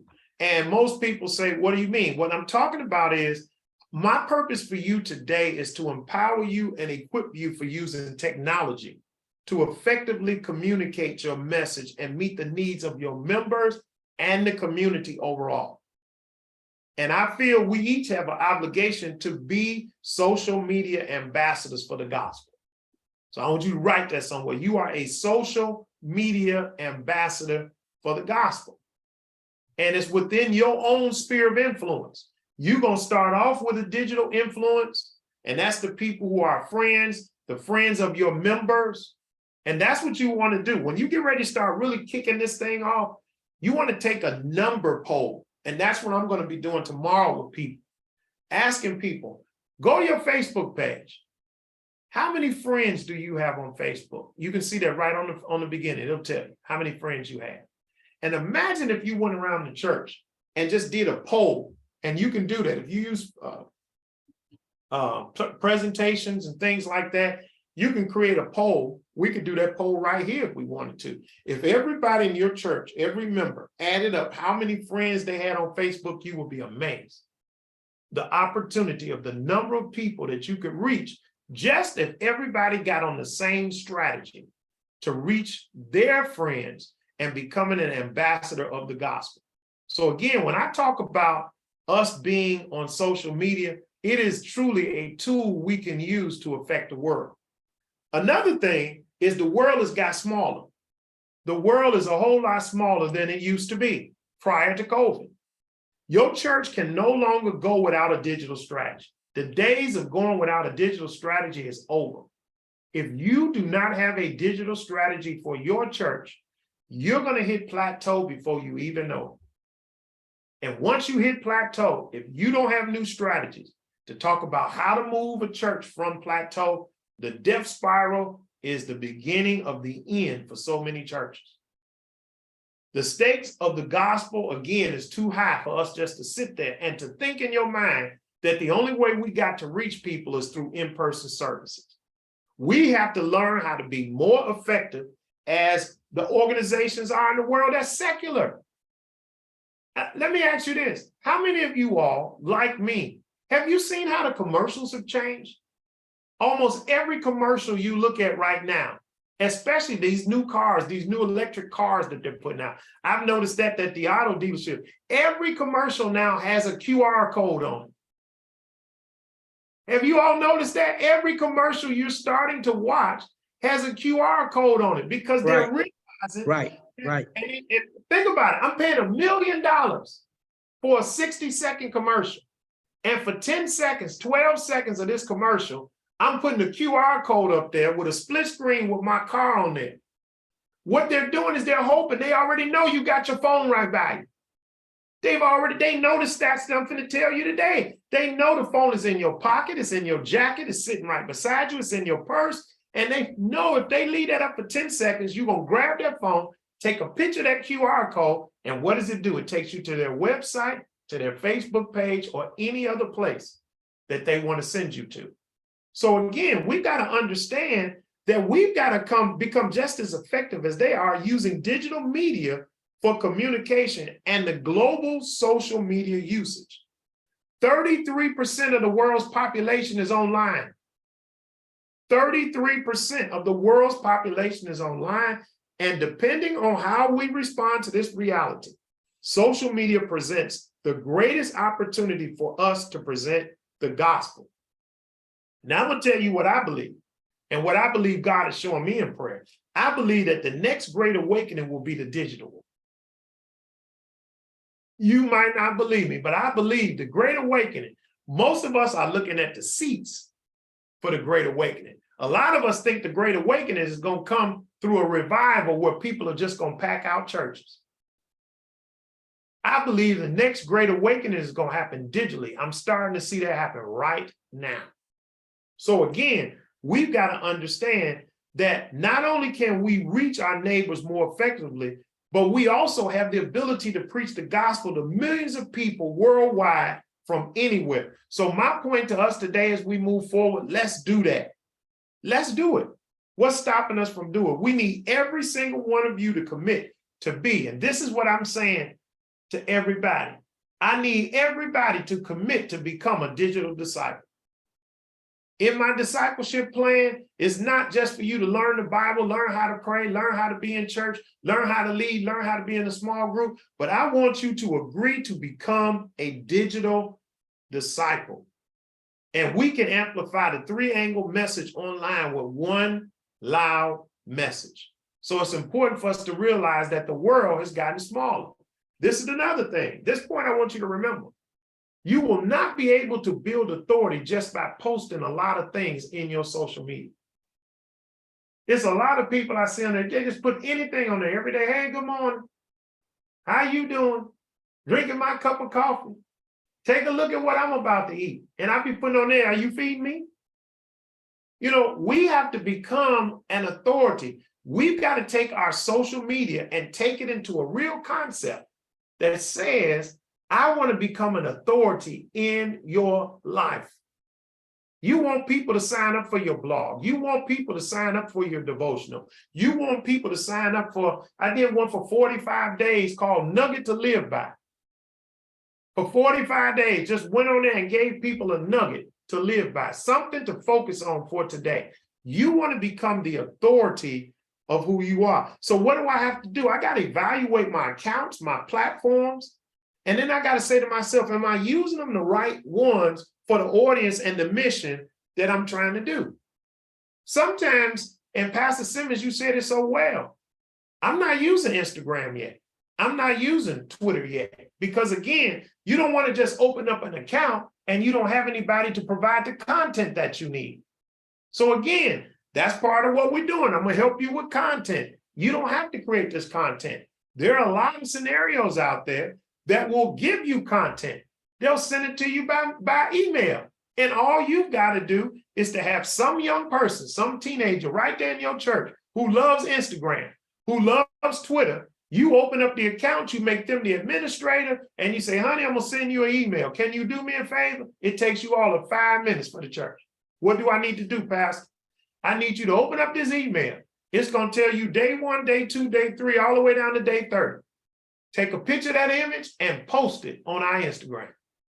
5 minutes. Can you give the church 5 minutes? So that means in 7 days, you've given 35 minutes of your time. You have 35 minutes you can give to the service of the church. Yeah. Okay, well, guess what? You ain't got to write nothing. You ain't got to do nothing. We're going to send it to you in an email. And all you got to do is take a picture of that image and post it into our Instagram and our Twitter. Post it also on our Facebook if you want to. So they can take that same image by being the administrator and post that in each one of your sites. And now every day you've got some content going up helping you to become the authority that you need to be. That's why people like our pages. That's why people follow us. Because when they hit that button that says like, what they're saying is you are an authority in what you're talking about. You're an authority in something that's important to me. So again, we've got to go and look at these opportunities. I don't want you guys to jump off this call, start buying stuff, start purchasing software and all that stuff unless you have a strategy to use it. You are using resources from your church. Let me just put it in a way you need to understand. That's tithes. That's blessed money put into an offering basket by a member. We should not frivolously be buying stuff to figure out how we're going to use it. We need to be figuring out what we're going to do with it before we buy it. Don't put yourself in that same hole that I see so many pastors getting into. Until I know what I'm going to do with it, I'm going to use a free trial. I'm going to do some YouTube researching. And I'm going to say, okay, based on what this software, based on what this hardware does, how does that fit into my digital strategy? If it does not fit, I don't spend my money. If it does not fit, I remember Johnny Carpenter, if it does not fit, you must acquit. If it don't fit, do not spend the church's money on it. Don't buy stuff that you just got in your closet. Don't buy stuff. Again, there's a lot of things that I've looked at. If I'm not using it, I will cancel it in a second. Because again, I don't want the church making payments on stuff that we just doing it for no reason whatsoever until I figure out what we're going to do with it. That's money that could have been used in another area of ministry. What you can spend on, let me give you an example. What you can spend paying on a monthly membership for a software program, you could have upgraded the internet in your church and got a faster speed for the same exact money that you just spent for a software. And because you didn't have a digital strategy, the digital strategy would have told you, first thing, I need some high-speed internet. Before I buy any software hardware, I need to make sure my internet is adequate. Because if the internet is not adequate, I don't care what software or what kind of camera you got, hardware, you can have a Mac and slow internet and it still does the same thing. So you spend $2,000 for a computer with slow internet and you still trying to figure out why people not watching. Because like you just said, Pastor Sim, if I look like I'm doing the robot on there and my voice look like I'm one of them old Chinese karate movies, ain't nobody gonna sit there and listen to my doggone sermon where my face moved 10 seconds after my mouth moved. That's an internet problem. That's a software problem. So again, we see these things all the time, and what we do as pastors, we do a lot of monkey see, monkey do. I've seen a lot of pastors. Why did you buy that? Well, I bought that because my friend bought it. Well, why is your friend doing it? I don't know. He didn't tell me. He just told me what he bought. Again, if it don't fit in your strategy, do not spend the money. Do all the free trials you want to do, watch all the videos you want to do, but don't put the church into an agreement with something that we're not going to use. Remember, you will lose the trust of members when you spend money on stuff that they looking at and they saying, we spent this money on this, what are we doing with this? They may never say nothing to you about it, but they see it. I gave you the best example in the world. One of my great friends, he let somebody talk him into $30,000 worth of lights in his church. And them lights is up there getting dusty. They don't even turn them on. You bought concert lights in the church. $30,000 of the church's money you spent. And you didn't even see what would fit into your strategy yet. Do you think every Sunday when it's time to give, people don't look up at them lights? When he stands up and say, I want to do this in the church, I want to do that in the church, people don't put their head up and look at them lights. It's important that we understand that when we're doing that, we're trying to become the authority. Let's look at this next one. Let me open this up so you can see it even wider. Here it is. To use social media, right, you have to have someone who matters to, you have to become somebody who matters to them. That's what that thumb is. When we say like, that person is saying that, hey, you matter to me. What you saying matters to me. The stuff that you talking about, Pastor Simmons, matters to me. My family needs that. My wife needs that. We need that. This community needs that. And that's when you know you're using it right.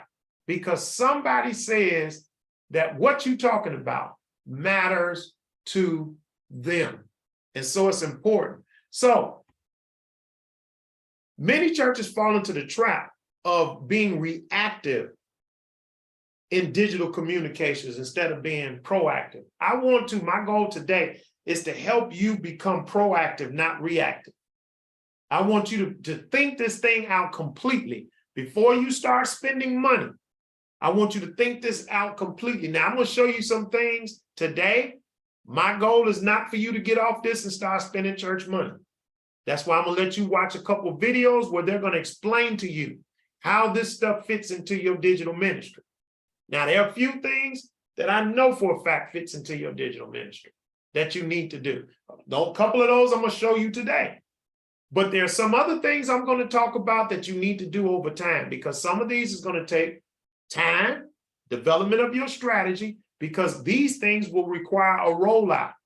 That means it's not something you buy today and you'll be able to roll it out tomorrow. So again, we've got to understand that. So we've got to look at that case of how do you use social media to affect the world? It's so important that we look at that. And then we've got to look at this point. When you deliver value in a clear, honest way. Now, I'm putting glasses up there for a reason. That means where you're trying to take me and what you're trying to say has got to be clear. And the only way under that word clear, I want you to think about this word. In Chicago, it would have matched right away. But in other places, it don't, because they don't use those same symbols. But I always say, when they say clear, you got to have CTA, call to action. If you do not have a call to action, then whatever it is you put on social media is not clear. There needs to be a call to action to the people that are watching. I don't want you just watching me without a call to action. The call to action can be something simple as Pastor Simmons saying, hey, if you want to accept Jesus Christ today, I want you in the comments section, if you're watching us on Facebook, I want you to put the word in Jesus. If you agree with me today that Jesus needs to be a savior, whether you're somebody accepting Jesus Christ for the first time today, whether you're a person who accepted Jesus Christ and you need to reconnect with Christ again.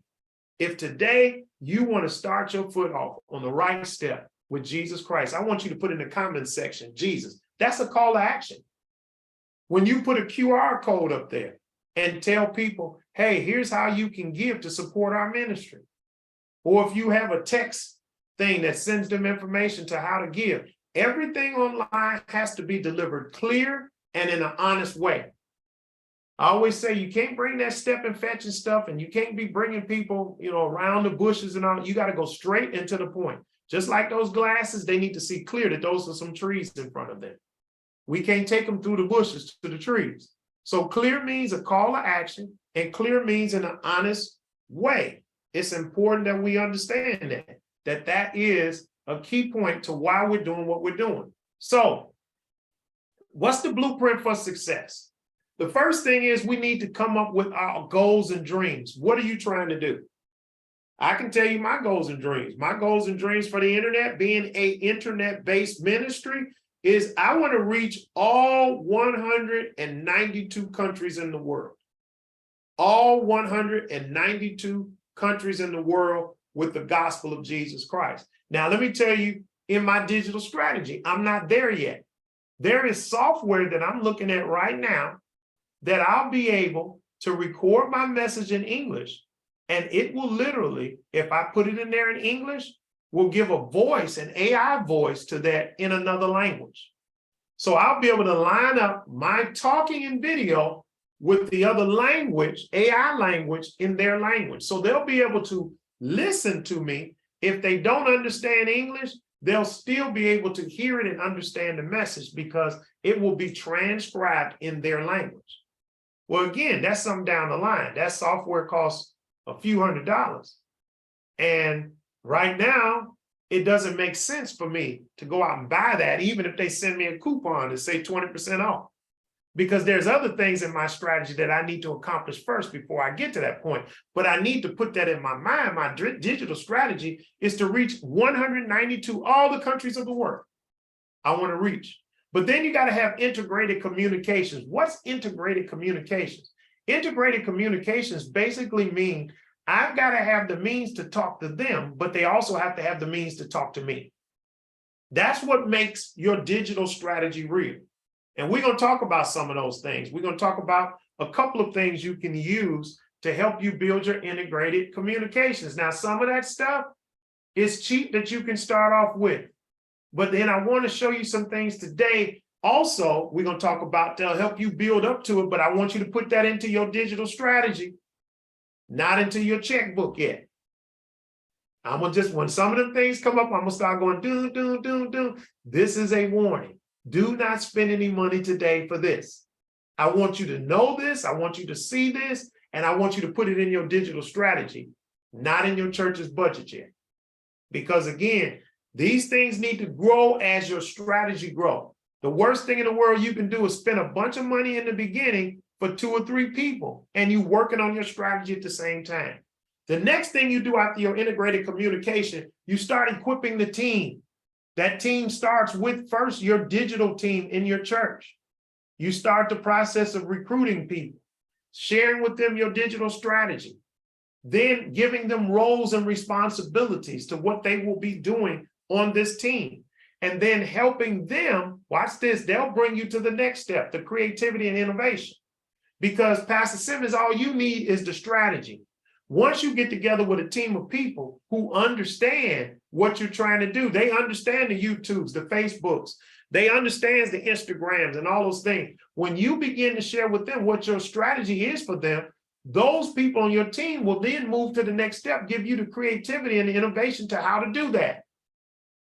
And then what you'll find is, this is why I say it's so important. If you've already went out and bought something already, and they say, oh, sorry, Pastor Simmons, I hate to know that you bought that, but really, did you know you could have did that for free? Well, Pastor, you paid for that. You didn't need that, because did you know inside Facebook, there's a way you could do that without having to pay something. You could do that within Facebook. It's free. But once you share your strategy, remember, I'm not trying to be the expert. I'm trying to be the visionary. I'm trying to line this thing up. And then once I do that, I get my team together, I start equipping them, then they come up with the creativity and the innovation I need to get this strategy rolled out. Then they come up with the passion, and then after that, we roll it out to the church. Then we have what's called member care. I need care for members inside the church and outside the church. If we offer prayer to people in your in-service, how are you going to offer prayer to people online? If you offer giving to people in the service, how are you going to do it for the people online? If you offer small groups for people in the church, how are you going to offer small groups to your online? So that's called member care. How are we going to mirror what we do in our church for the people who are online? Remember, what happens in the church should happen online. If it's not happening online, if you do not have a plan for doing that online, then you should not be online. Some things we need to prepare for. Some churches that I'm working with, I told them, I said, right now, here's what we need you to do, Pastor. I need you to record your message. Let's find you a great, safe place for you to record your message. Record your message. Let's put that up on Facebook. But it's not time right now for us to start streaming our services. Now, most people would say, why would you say that, Pastor Bone? Here's what you got to remember. Your website, your Facebook page, that is now your new business card. People check out your services before they visit your church. And if everything is not up to par to the way that we like it, then I don't want to give you a preview of something that you think you're going to see when we're in progress. Really, what we should be saying in a lot of cases where people stream their whole service, I said, don't stream the service. Pastor, you know your message. Here's what I want you to do, Pastor Simmons. I want you on Saturday, I want you to find a nice, comfortable spot like you are right now. And I want you, because you're going to do it anyway, you're going to go through your message, sit there and record your message. Let's put an intro to it. Let's put an exit to it. And you can tell people how they can give and everything else. All they're going to do is maybe hear an intro video, a praise and worship song. You're going to come back with the message. We're going to have an invitation to Christ. You're going to give them an opportunity to give. And there's going to be a closing video. And that's it. We're going to stream that on Sundays live on the Facebook page. And right now, what we're going to do is we're going to concentrate on the in-person group. And at the same time, we're going to go ahead and continue to build a digital ministry strategy. And when we get ready to roll out the digital ministry strategy, we're going to roll this thing out big time. we're gonna be ready to put everything in place that we need to do. We're gonna have a trained team and everything else. And when you start announcing on that regular stream that you do, hey, listen, we got some great things in store for you. Man, we're about to get ready to launch a brand new online church, and we want you to be part of it. Listen, it's gonna break. Here's the day. We're launching this on Easter Sunday. Easter Sunday 2023. I'm so excited. Here's an opportunity for you to be part of our online church. I want you to do it. Continue to watch me. I'm going to continue to be on here every Sunday with you all. But let me tell you, we're doing some great things preparing for you all who are committed to be part of our church each and every week. We're making it best. Go ahead. All right, this is good, and I'm glad you give me the video so I can hear this. Oh, I can't write as quick as you talk. But Yes. what I believe I heard you say was that I can record the ministry, the message, Saturday for the online people. Mhm. Now, when we stream it on Sunday, do it not pop up record? Nope, I'm gonna show you right now. You're in the right place. So what you're gonna do is, I'm gonna show you right now how you can be in two places at one time. I'm gonna show you right now how we can, because we can do this real quick. I can put you a real nice green screen behind you, and we can record that in green screen. You already said you got a Mac laptop.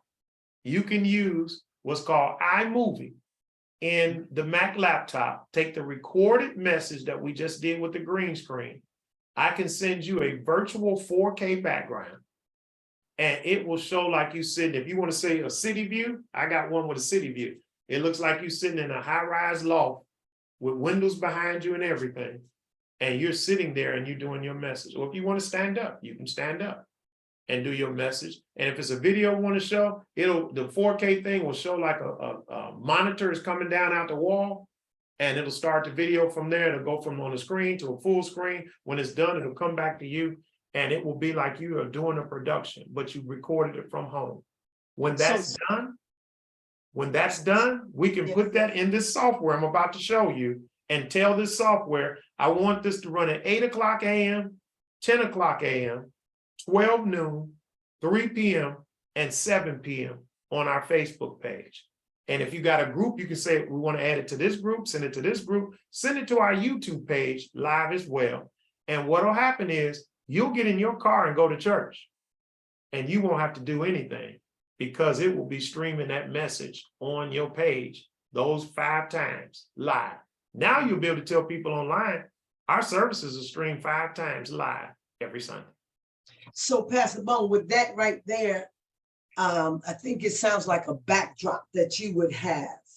Like if I stream at home, if I did it at home, there's a backdrop like you have, like you do with Zoom, give you backdrops. But this one is a 4K virtual backdrop. Backdrop.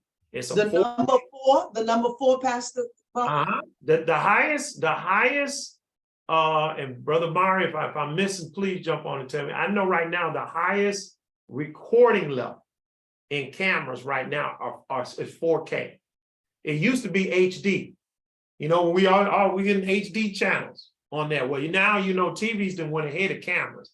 TVs have what's called UHD now, where really you can literally see a pimple on somebody's nose. It gets so close. That's that UHD. Now that's those new TVs that they're selling. It used to be HD, but now the highest level of recording is 4K. And in 4K, it is crystal clear. And so these images, these virtual backgrounds that I'm talking about, that you will be able to put on as an overlay from your green screen, is a 4K video. So literally, if I'm sitting here watching you, it looks like you recorded this in some high-rise building loft, because I can see the clouds moving behind you. I can see, I don't know, do you ever watch Joyce Meyer? Sometimes, yes, sir. If you turn on Joyce Meyer, if you ever watch any of them sessions she has where she's sitting in a chair and she's talking to co-hosts, that's a 4K virtual screen behind her. Okay. I can tell, because if you use it a lot, you can tell. Because if you don't wear the right clothes, it's like even with Zoom. If you're using Zoom, I'm going to tell you right now, you have on the right color. Right. Because I if you know wear a about blue the or green screen. Yes, yeah. because if you wear the wrong color, you can't wear anything with a green screen. Right. Because what'll happen is your arm will disappear. If I'm ever watching somebody on Oh, Zoom yeah, disappearing, it's because of the clothes that you're wearing. yeah, It can't pick up the color blends. So Yeah. when your shirt disappears, your arm disappears. When so your- pass the bone, okay, and my mind is moving because you're helping me, and pastors, those of you that bear with me, please, because I want to know this. So right now, where I am at, I'm in my office right now, but when I go to, you know, after the COVID, we went from renting the space, now I'm into a room, probably about 600-700 square feet. Mhm. So if I wanted to utilize that room to record live, can I get a backdrop for that? Yes. What you talking about right now, that's what I need. Yes, you can literally, what I would suggest you do, your backdrop for that on Sunday should be a green screen. I would literally get a green screen. You can buy on Amazon. I can send you some stuff Oh yeah, tonight. I know about the green screen. So you get a big old green screen, Uh-huh. and then with that there, you get the backdrop, and the backdrop can make it appear like I am literally in a church building. Or in a different place. Yeah. Okay, So you can do it that way real easy. But to me, to make it a lot easier, and a lot of times you'll see that, I think you'll see it a whole lot better, is I love sitting here in my own studio and record my messages. I'll sit in this studio, I got my notes, I got everything, I've created my PowerPoint, and I've created them I don't use Ecamm, I don't use the PowerPoint presentation, I use PNGs, which are images, JPEGs. And I will literally, this is a JPEG that I'm putting up. It's so easy to do it. I'm doing it with my finger on and off, on and off. So I can literally sit here in the comfort of my home. I don't have to worry about nobody saying amen behind me or nothing. In the comfort of my home, I can sit here and record my message. okay. So Video- what kind of camera would I need for that? Because again, if I say I wanted to record for the online digital ministry, but yet I'm still going in person. Mhm. You can Right. use your Mevo. Your Mevo records in 4K. Okay. All you Okay. got to do for your Mevo, and we can talk about that because that's a great option for your home camera for sure. You can use it in your church too, because you do know you can get two to three Mevos and line them up together. Okay. So I might need a couple of Mevos on different angles. And yes, and my thing is for your Mevos, you can get those. I mean, the Start is a great one. I have one of the old ones and I have one of the new ones. The Start is great. It has more battery life than the older Mevos, but you can buy Mevos from eBay. There are people right now that are selling 2 and 3 Mevos together. And if you're going to buy the older one, which is the black one with the red, it looks like a little round circle. If you're going to buy those, and I can send you guys pictures of them. I need it, Pastor. I'll send them to you. Make sure that you spend your money to buy what's called a battery boost. It looks like a skinny tube. It looks like the camera, but it's a skinny tube. While you guys are watching this movie, I'm going to show you in a second. I'm going to go and grab my thing with my Mevo in, and I'll show you the different cameras. There are 2 different ones that you can buy, but you want to go ahead and get that battery boost for it. The battery boost allows the camera to work for 8 hours without charging. The camera only has a battery life of about 2 hours. But if you buy the battery boost, it gives you another 8 hours to it, which basically means you can run 10 hours. Yeah, Pastor Ferguson's got one up. He's holding his up now. Okay. You can actually, the camera sits right on the top of that and it'll run for 10 hours. Okay. But what you'll see is once I talk, he's doing it now. He's putting his camera Yeah, on go top. ahead, Pastor Ferguson. You look like you doing you. Let me put my glasses on so I can see. The Mevo is the camera that he put on the top. So all he did was screw this little camera on the top of this battery boost. And the way you put that, you turn that on top of either a microphone stand, or you can buy a simple camera tripod, and it screws right on the camera tripod, and you can put them in 2 or 3 different locations. And who's ever controlling the Mevos from an iPad or their phone can Mhm. switch from camera to camera. Mm. So with that Mevo, because I did have it, it didn't allow me to do the widescreen horizontally. It should allow you, because when it does, it should give you, like my screen is now, a wide, and then all you got to do is take your fingers, like I have mine here, when you're doing it from the phone or from the iPad, and you just squeeze your fingers in and it closes the square in like you were. It would work like this. This is how it works when you use your finger. It should basically close the window. I'm trying to get this thing to do it. No, it won't do it for me. It will basically, when you take your fingers, because this is how you do it on the phone or the iPad when you're controlling it. If I'm looking at this phone and I only want it to show me, let's say I only want you all to see Hope Anchors the Soul and me.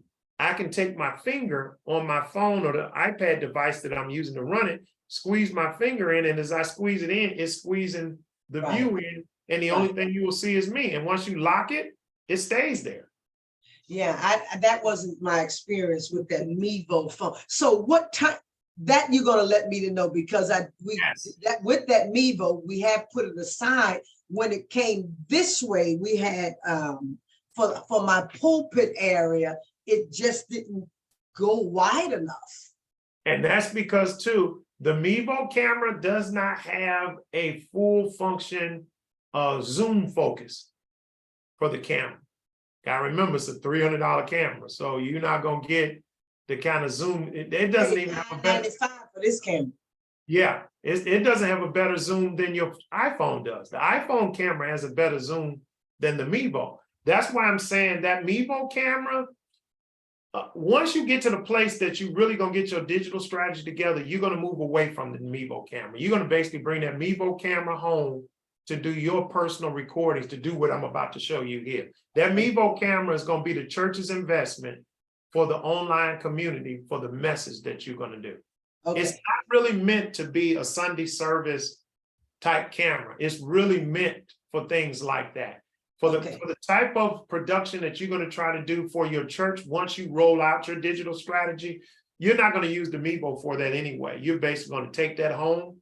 You're going to put that memory card in it, and you're going to use that to record your message on Saturday or Friday that you're going to put up for your page. So let me show you guys real quickly, because this really is good. I'm really enjoying this, y'all. Like I said, I'm not in a rush with this.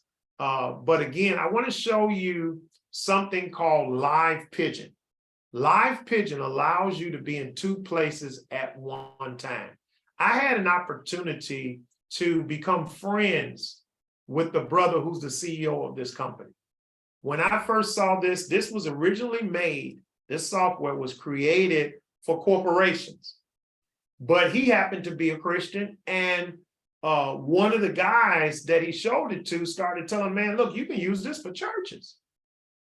And he took it and created it in a way that has become a powerful tool for churches. This is a lifesaver for me.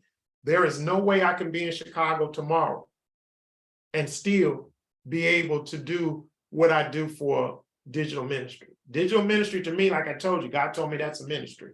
I don't let that go. I do the work for that just like I would do for an in-person church. But I'm going to show you guys real quickly. This is an interview. He's a great friend of the church. He's a great friend of mine. I mean, Georgia tell you, I was a test tube baby for him. We went through all the heartaches of when it worked and it didn't work and all of that. And he thought for sure that, it was going to be a failure and churches would give up on him. And I told him, nah, man, I'm in this with you for the long haul because I know this is going to be a blessing to pastors. So we was with it when things weren't going good, when Facebook, every time Facebook would do changes in the Facebook, his software would act up. And we were with him as long as that. Sometimes I think it was like 2 weeks before we could get back live. And we sat and we still paid and said, look, man, we're not trying to stop paying because we know you need the money in order to continue to work on the software, but it's a blessing. So let me just show you guys real quickly this video. I'm gonna fast forward it because you don't need to hear all the beginning parts of it, but I want to fast forward it so I can get it to the place of what we need, and then I'm gonna start it from there. When you get finished, you're gonna have a ton of questions when he finishes with this. It's only a couple of minutes. But I don't try to write everything down because this is gonna be in the video as well. So let me go ahead, start it.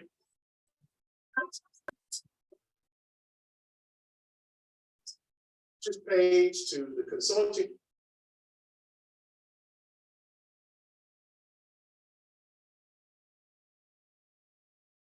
No, it's not that one. Hold up, hold up. That's the wrong one. Let me get the first one up. I think it was on this first one, guys. Let me make sure I get that up. Let me get it up. Okay, here we go.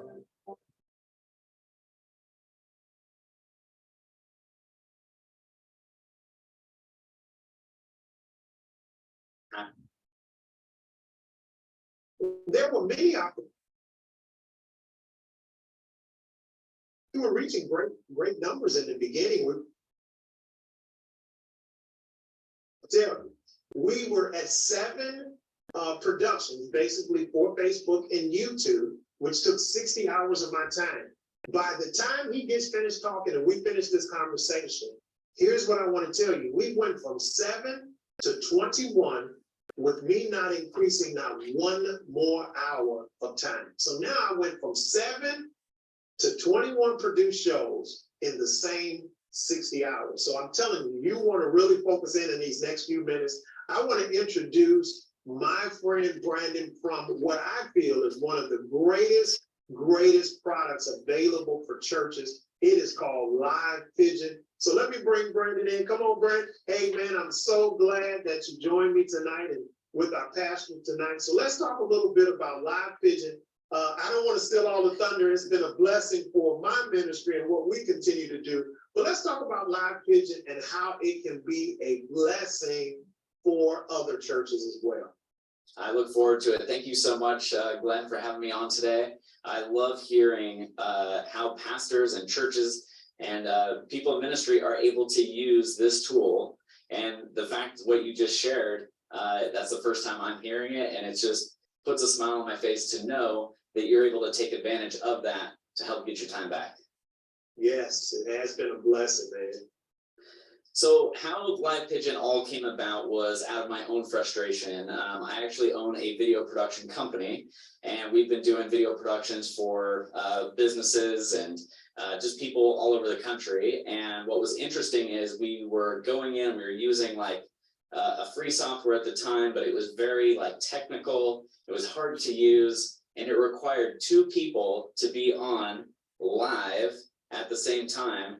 And I just knew, like, because of how much time, energy, effort that took, I knew there had to be an easier way. And it's interesting because I'm sure a lot of you can relate to this, but I just felt called over 3 years ago to be able to pursue this. And I just had this idea.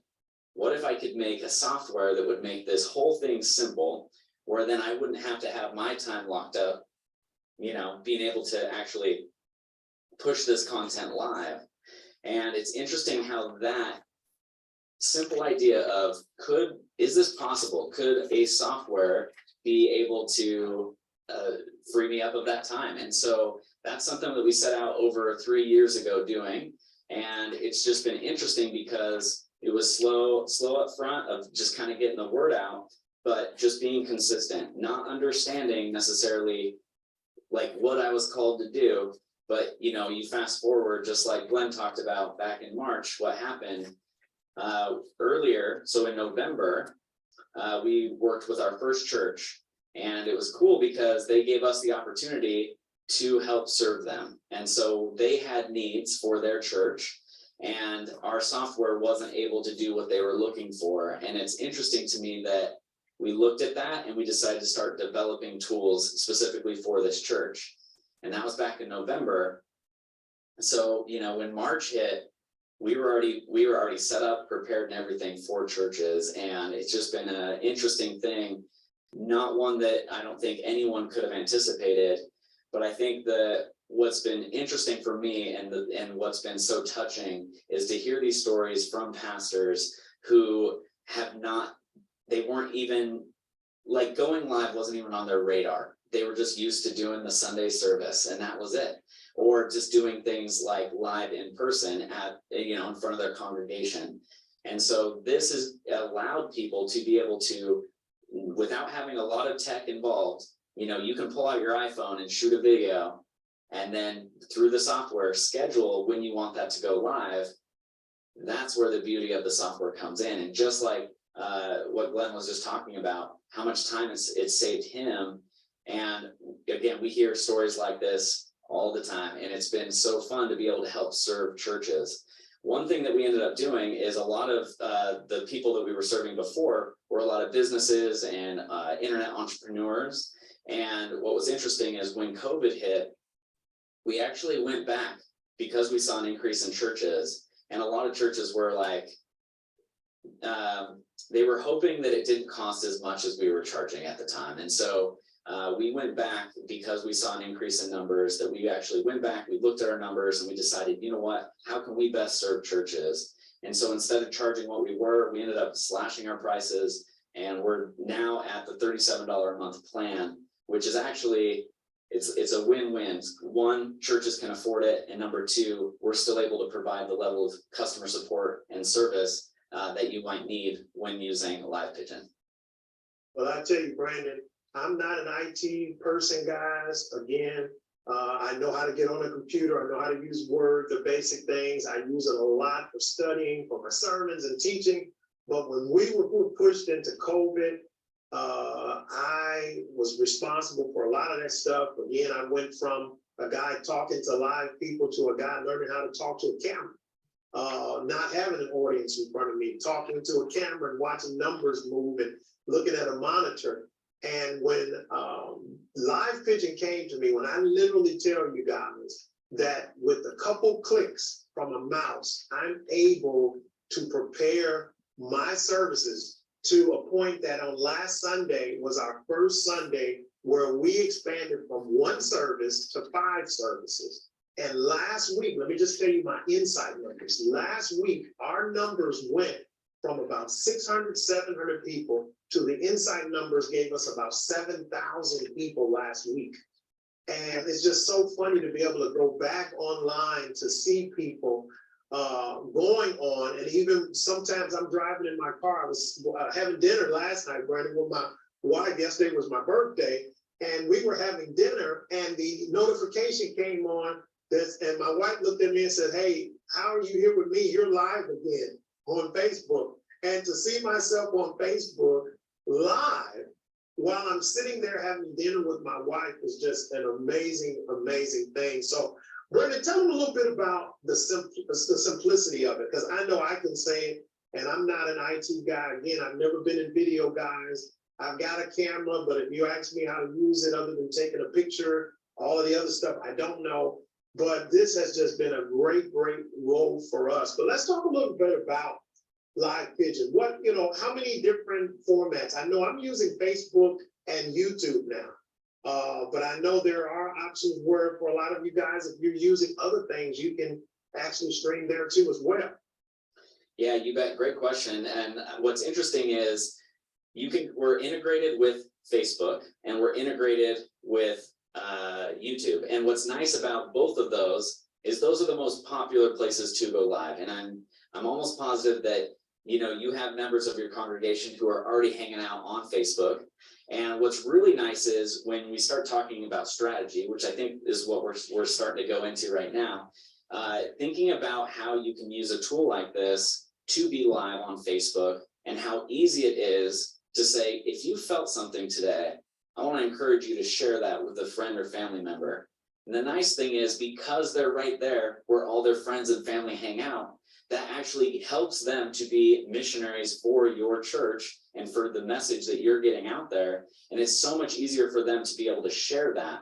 And so that's what I love about Facebook, and why Facebook is such a good tool to be able to help get your message out there. Now, the nice thing about YouTube is the biggest search engine, because they're pretty much Google. And so you're able to, you know, if someone is searching, you know, to look for a Sunday service, if they're looking for church online, they might come across yours based off of what you might put in your, you know, your title and description that would be searchable through Google. So that's pretty cool. We do have the ability where you can go live to Instagram. There are limitations with Instagram. We're not necessarily like integrated in, but it is possible. Same thing with Twitch. The hard part about Twitch, a lot of churches might wonder, you know, should we be going live on Twitch? And the hard part is a lot of people on Twitch are gamers. And so if you're going out there with your church message, it might be well received, but it might be that you're trying to, you know, spread a message in an area that might not be the best for it. I'm not saying if you are doing it to not do it. It's just that a lot of times people want to go live everywhere. And that could be a good strategy, but it's also dependent upon what is it that you want to grow. You know, obviously, if we could meet in person, you'd want to grow your church locally, right? But now, because of COVID, we now have the ability where we can be growing our church online. Glenn just shared his numbers with us, which is like fast. It's just, I don't think anyone can plan on the growth that you can get, which is amazing right now. And yet the reach. And at the end of the day, when we're in a period of time right now where there's so much fear and there's so much like chaos, and the fact is you guys have the ability to share a message of hope and getting that message out in front of the people, and to be able to use a tool like this to be able to help, that's what I'm absolutely passionate about, and that's what I love. So let's talk about strategy for a second. So I would say it would be good to try to grow your Facebook page. And so if you have groups, that's fine. If you have a personal profile, that's fine too. But at the end of the day, if you can get more people to come and congregate on your church page, so that's where they can get your church news. That's where they can get the bulletins of everything that's going on, and how they can be a part of what you're doing. If there's service activities you guys are doing, you can post them in there. And it just gets people familiar with how you're posting content and where to go to get that. Now, another thing too is to consider is donations. And it's sometimes hard to get donations if people are on social media, and we actually need to get them to probably come over to your church's website. And so maybe it's a matter of a strategy could be, you know, you have a video that's on Facebook, but the whole goal is getting them to come and hang out with you on your website, your church's website. And then once they're there, it's a lot easier to ask for tithing or for the giving or for the offerings, right? Yeah, and you know, that is so true what you said. That's part of the strategy that we're building with our Facebook page, is that we're calling it digital missionaries. And we're counting the shares that people are doing each and every day. You know, the funny part to me was, and that has just been great, and Live Pigeons really helped me with that. I got out of the military 35 years ago. And to have guys that were in my unit in the military who never would have had the opportunity to visit our church either in Chicago or here in Katy, Texas, but to see them involved because of what we're doing on our Facebook page and YouTube, but more so our Facebook page, has just been amazing. I've ran into, people who I graduated from 8th grade with that have reached back out to me during our Facebook page during the time that we have included Live Pigeons. So I believe that the number of shows that we've been able to put out even more has given our reach, and that net, when Jesus talked about casting nets out into the deep, that's where we see that we've been in for so many churches. Guys, we've got to move people. Again, that's the whole title of this thing. We've got to move people from just being an audience of people who's watching to a group of people that's engaged. And the way to build an online church, the difference from the word is the word engage. How do we get people to engage in our ministry? And I think, again, Live Pigeon is one of those great tools. So kind of talk a little bit about, Brendan, I guess this is where we can I'll let you kind of lead us into this. Kind of talk about the different types of plans, because I know right now we're at the $37 plan, and we'll probably be moving up because I'm thinking about more and more things to do, because now we're doing, we're going to get ready to do a Facebook small group, basically called, using the book of Max Anders, 30 Days to Understanding the Bible. And we're just using a text word, a keyword with a phone number attached to it. And people are signing up for it. We're sending them the first chapter for free, but then encouraging them to go ahead and purchase their book. And we're going to do all of this on Facebook. And we know that people can't get on, maybe you can't get on at 7 o'clock Central Time. But if we're going to do them 3 times and maybe send them up a couple times, maybe lunchtime or early morning, for the other 2 times to give people an opportunity to be part of it on a live basis, to be able to do that with other people, I think that's going to be a great thing too. So let's kind of talk about the plans and how these guys can really get involved, and maybe even look on and get a demo to see what I'm talking about, what I'm so excited about. Absolutely. Now, what's nice is we have 3 different tiers. We have our basic plan, which is $15 a month. And that allows you to basically be able to upload an unlimited amount of videos as long as they don't exceed 20 minutes in length. The way that we do it and structure it, it's all based off of how much, time duration that you're actually using. So, if you're doing, let's say you only want to do daily devotionals, then maybe that $15 a month plan would be perfect for you. We do have our standard plan, which is up from there, which is the $37 a month plan, which I talked about earlier. I would say, I don't want to say all churches are on that plan, but the majority of the churches are on that plan. That allows you to go live with a single stream up to 2 hours in length. And it seems like Sunday services are falling anywhere between 45 and an hour and a half, depending. I've talked to a lot of pastors who are like, I'm not that long-winded, which is, so you can choose, whatever plan might work best for you. Then there is the one plan above that, which I believe is called our enterprise plan. And what's nice about that one is you can go live up to 4 hours in length with a single stream. But again, that might be a rare situation where you might want to go longer than 2 hours, then that package would be best for you. Now, when we were working with churches back in November, what was interesting is a lot of churches were reaching out asking for yearly plans. And so what we ended up doing is we went back and we said, okay, here's what we're going to do. If you sign up for a yearly plan, we're going to give you 2 months for free. And so how that works is if you go to the website, in fact, Glenn will have a link for you.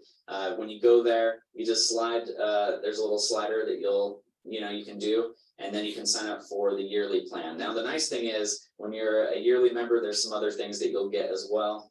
But yeah, at the end of the day, we just tried to create a software that is so easy to use. Glenn talked about it a second ago, that there's 4 simple steps, and you have to do, I think, 2 of the steps anyway. So for example, you're going to choose the time that you want to go live, which you have to do anyway. You have to then fill out a title and a description. And then the third option is you're just going to upload your video, and then you're going to tell us where you want that video to go. And so again, it's as easy as the 4 steps. You upload your videos to us. That's pretty much the only difference between going real live and with us, is that you're just uploading the video file. But the rest of the experience is pretty much the same. You're filling out a title and description. You're choosing the time that you want to go live. And just like Glenn said a second ago, like, it is that easy. What else is nice is if you do sign up, we're going to give you a free 14-day free trial, which allows you to jump in for 2 weeks and test out our software and see if it's a good fit for you. I know for a fact with me, man, those 4 steps, I can tell you what you just talked about for those steps. It takes me all of, I would say maybe in 2 minutes, it's done. I record the video, and if the video is already done, I record the video. After the video is recorded, date, time, the title of this particular video, and then the box opens and actually where do we want to send it. So we've got a couple of pages. We have a couple of groups. And so I'm able to identify those groups. And then I open up the box, I drag and drop that video right in there. And I sit there and watch the little bar move. And in less than a minute, it's up. And then it shows me my calendar. And it tells me that that pigeon is ready to go. And it's due to fly out, and tells me what time. And so I'm done in 2 minutes. And I learned a new feature since we started with the multiple services on Sunday. All I had to do was hit the little button that says resend pigeon, and I put back in the date and the time for it, and hit the button again, and it does it for as many times as I want it to be resent. So it's an easy way pastors, I'm telling you, if you need that time to get your energy back, or, you know, for a lot of you guys, we got to realize you got to keep those date nights going with your wife. So maybe it's 1 week that maybe you need a week off. Well, here's an opportunity for you to be able to record your message, put your message in queue, and to have that message playing. I've done that now a couple of times, and the members never knew that I was not there, because I recorded the message on Friday and the message came up on Sunday, and they had no idea that I was not there live. And so many times Brendan, I've learned really, man, how to really get them is I will record the different segments of the church service, and I'll just keep on the same shirt. So you'll never know that part that you're used to seeing didn't match up with the message, because all I did was take a look at the beginning part of the video and say, okay, what shirt did I have on? And I went and put that same shirt on and recorded. And to the average person looking, they thought that I was still there, but I wasn't. So here's an opportunity, guys, for you to be, again, truly in two places at one time. And this is something that can be done. All right, so y'all got that. Brandon, again, is a great guy. I think this is a great tool for all of us to look at. This tool, again, is a tool. It's real simple. When I tell you it takes 2 minutes, I'm gonna send you a video where. So Pastor Glenn, I am, let me tell you right from the back that I am just excited because like I told you, the Lord has opened up opportunity for me and my family to go to Vermont. And you know, this church that just hired me, having been without a pastor for the past 7 years. Wow. They didn't have a pastor. That's the first thing. That's the first statement that came out of my mouth when they said they wanted me on. I said, wow. So for 7 years, this church has been in existence without a pastor. And I don't know how they managed to keep the church intact, even through COVID and everything. Now they found out that they need a pastor, and they are scared of social media. When the first time I met them and I told them that we got to go, the church has to move from in-house to out there. They are like, they are old people, they are Caucasians, and they do. I mean, this is rural Vermont. I'm talking about country church, an old Baptist church from the 1800s. Wow. So yeah, so this thing is just, I'm just loving this idea. And if I can Zoom with you and then you share this idea with them, not from me, not coming from me, but coming from you, this is just going to open up a floodgate. You know, they have the money. These people have money, but they are just looking for somebody with a vision that they can give the money to support it. That's what people are looking for, Isaac. So I'm just super excited in my spirit as you're sharing this, and I believe that we're going to work together. We're going to do some stuff together. I'm telling you, I'm excited. I want to show this to Pastor Simmons as well. I have a DSLR camera, and everybody knows about DSLR cameras now. Pastor, let me write this down. Who? DS? DSLR. Okay. And they're made by different, this is a Sony, Canon makes them, everybody make them. This is your normal camera that you see people taking still pictures with. So you'll see people, hey, they're taking still pictures. You see them everywhere. But your DSLR camera allows you to take video as well. So this camera allows me, and it does it in 4K, it allows me to take video as well. So I can take it out, take still pictures with it, but I can also say, hey, I want to record something with it. So I can put it on a stand, which I do. You can put this on a stand, and I can connect into this camera, microphones, everything else. I have microphones for it and everything else. And I can literally use this for service on Sunday. Before I bought the video camera, this is what I had. This was the first camera I had in the studio.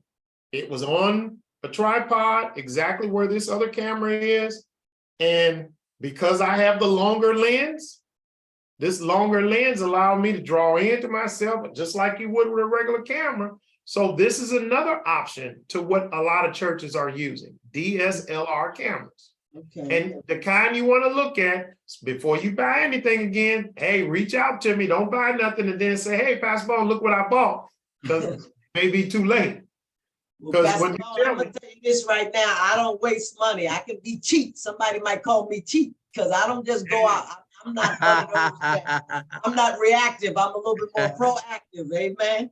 But- Amen. Well, I'm gonna tell you that too. I don't never like to sit back and realize that I wasted some money.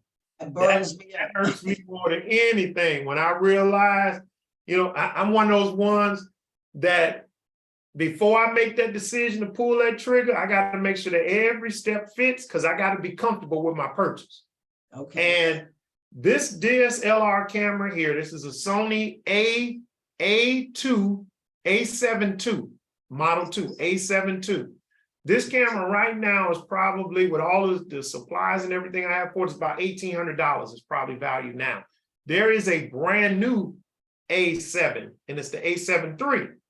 Now, a lot of people say, what's the big difference in it? I wouldn't go and spend $2,500 or $2,800 for them, because that's all you get with DSLRs. People don't understand that.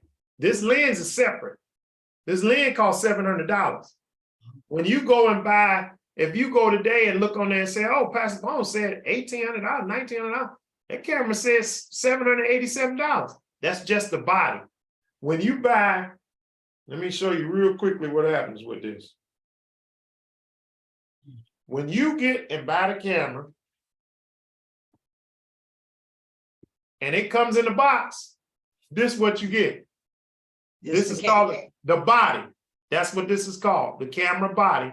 And most cameras, some of them will give you the little small wide angle lenses. Some of them will give you that. Some of them, when you buy a camera that says body only, this is all you get is the body. You can't take no pictures with this. You need a lens. So some of them, you buy the body for $787. You'll go and buy the first lens, the small one. I got the first one. It's $389. Okay. Then you start buying lenses. The longer the lens, the more telephoto the lens is, the more money it costs. The ones you see at the sport events, and some of the ones you see on the news, that long white one that looks like it's white and gray, that's an $8,000 lens. So lenses can cost you. Now, for the size room you're in, this lens would actually still be overkill for you, but it would do a great job. So one of the things you can look at is you may say, I don't want to buy a complete video camera. I want to buy a DSLR camera. And let me tell you why. The DSLR camera will allow me, I got a strap on this. I can put this around my neck. And if we're doing something outreach or anything, I can take pictures. I can take video of what we're doing outside, bring the video back, edit the video, and show the video on Sunday service. So you may, at this time, based on your digital strategy, and while the video was playing, I ran in there to grab it because I said, this may fit your strategy. If your strategy is, I want to make a purchase that's going to be in reach and outreach, the best thing for you to buy is a DSLR mirrorless, because that's what you want to make sure you get, mirrorless camera. You don't want a mirrored one, because a mirrored one, a lot of time does not work on a lot of the software. You'll hook it up and you'll say, well, I can't see my camera because it's mirrored. And those mirror camera means exactly that. It's a mirror in it. And it's shooting the image from the mirror through the lens. You want a mirrorless camera. And so before you buy any of that stuff, I'll tell you like this, you can find probably a whole outfit like this on eBay used for probably about $1,700. If they give you this lens and the smaller lens and say $1,700, that's a good deal. Okay. Because one thing you know about eBay, a lot of people don't think about that. eBay protects your purchases. So even if you're going to buy it with your personal credit card, buy it through PayPal, through eBay. So if I ship, let's say you buying this camera from me, I ship it to you, and you find out there's a scratch in the lens, or there's a scratch in the camera, or something wrong with the camera, all you got to do is put it up on eBay. Hey, listen, Glenn sent me a camera and there's something wrong with it. And I want to return it. Instantly, I would either have to work with you to send you a label to tell you to ship me the camera back. If I don't do it by a certain period of time, you get to keep the camera and the money. Oh, okay. eBay So sends with you the money back And you get to keep the camera. They tell you don't have to send them nothing back. We tried to work with him. He didn't want to work with you to send you your camera back. We send you your money back. You can keep the camera. Oh, okay, so with that, Pastor, did I hear you say that the camera has recording capabilities? Is that right? Yes, that will be your Also- video camera. Okay, with that there, for all of this that you are sharing, even if you say like how you're doing it from your office or wherever you at, do I have to have StreamYard? No, I would not buy StreamYard. I'm not a StreamYard fan. Okay, I just gave you the answer to what you need. You need Live Pigeon. okay, Because Live Pigeon not only lets you put up pre-recorded messages, I could go on Live Pigeon and say, I want to go live. And it'll let me go live right there.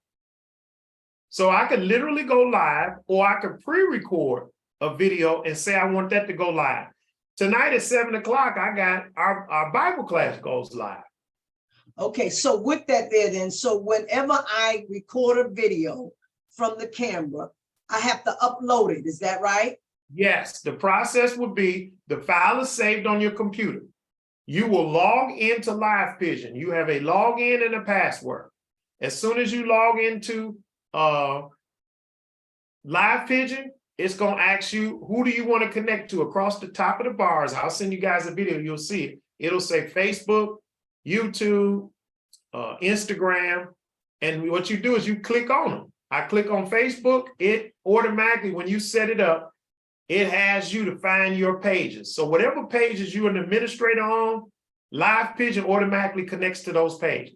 So you heard me say about the 8 pages we have, all 8 of those pages connect right away, and the ones that I'm the administrator on.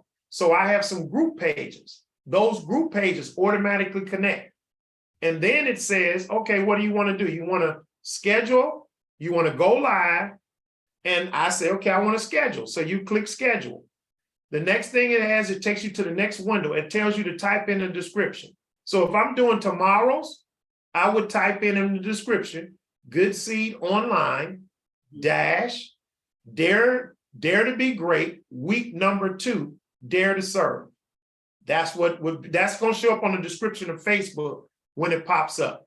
Good Seed Online dash dare to be great. That's the title of the sermon series.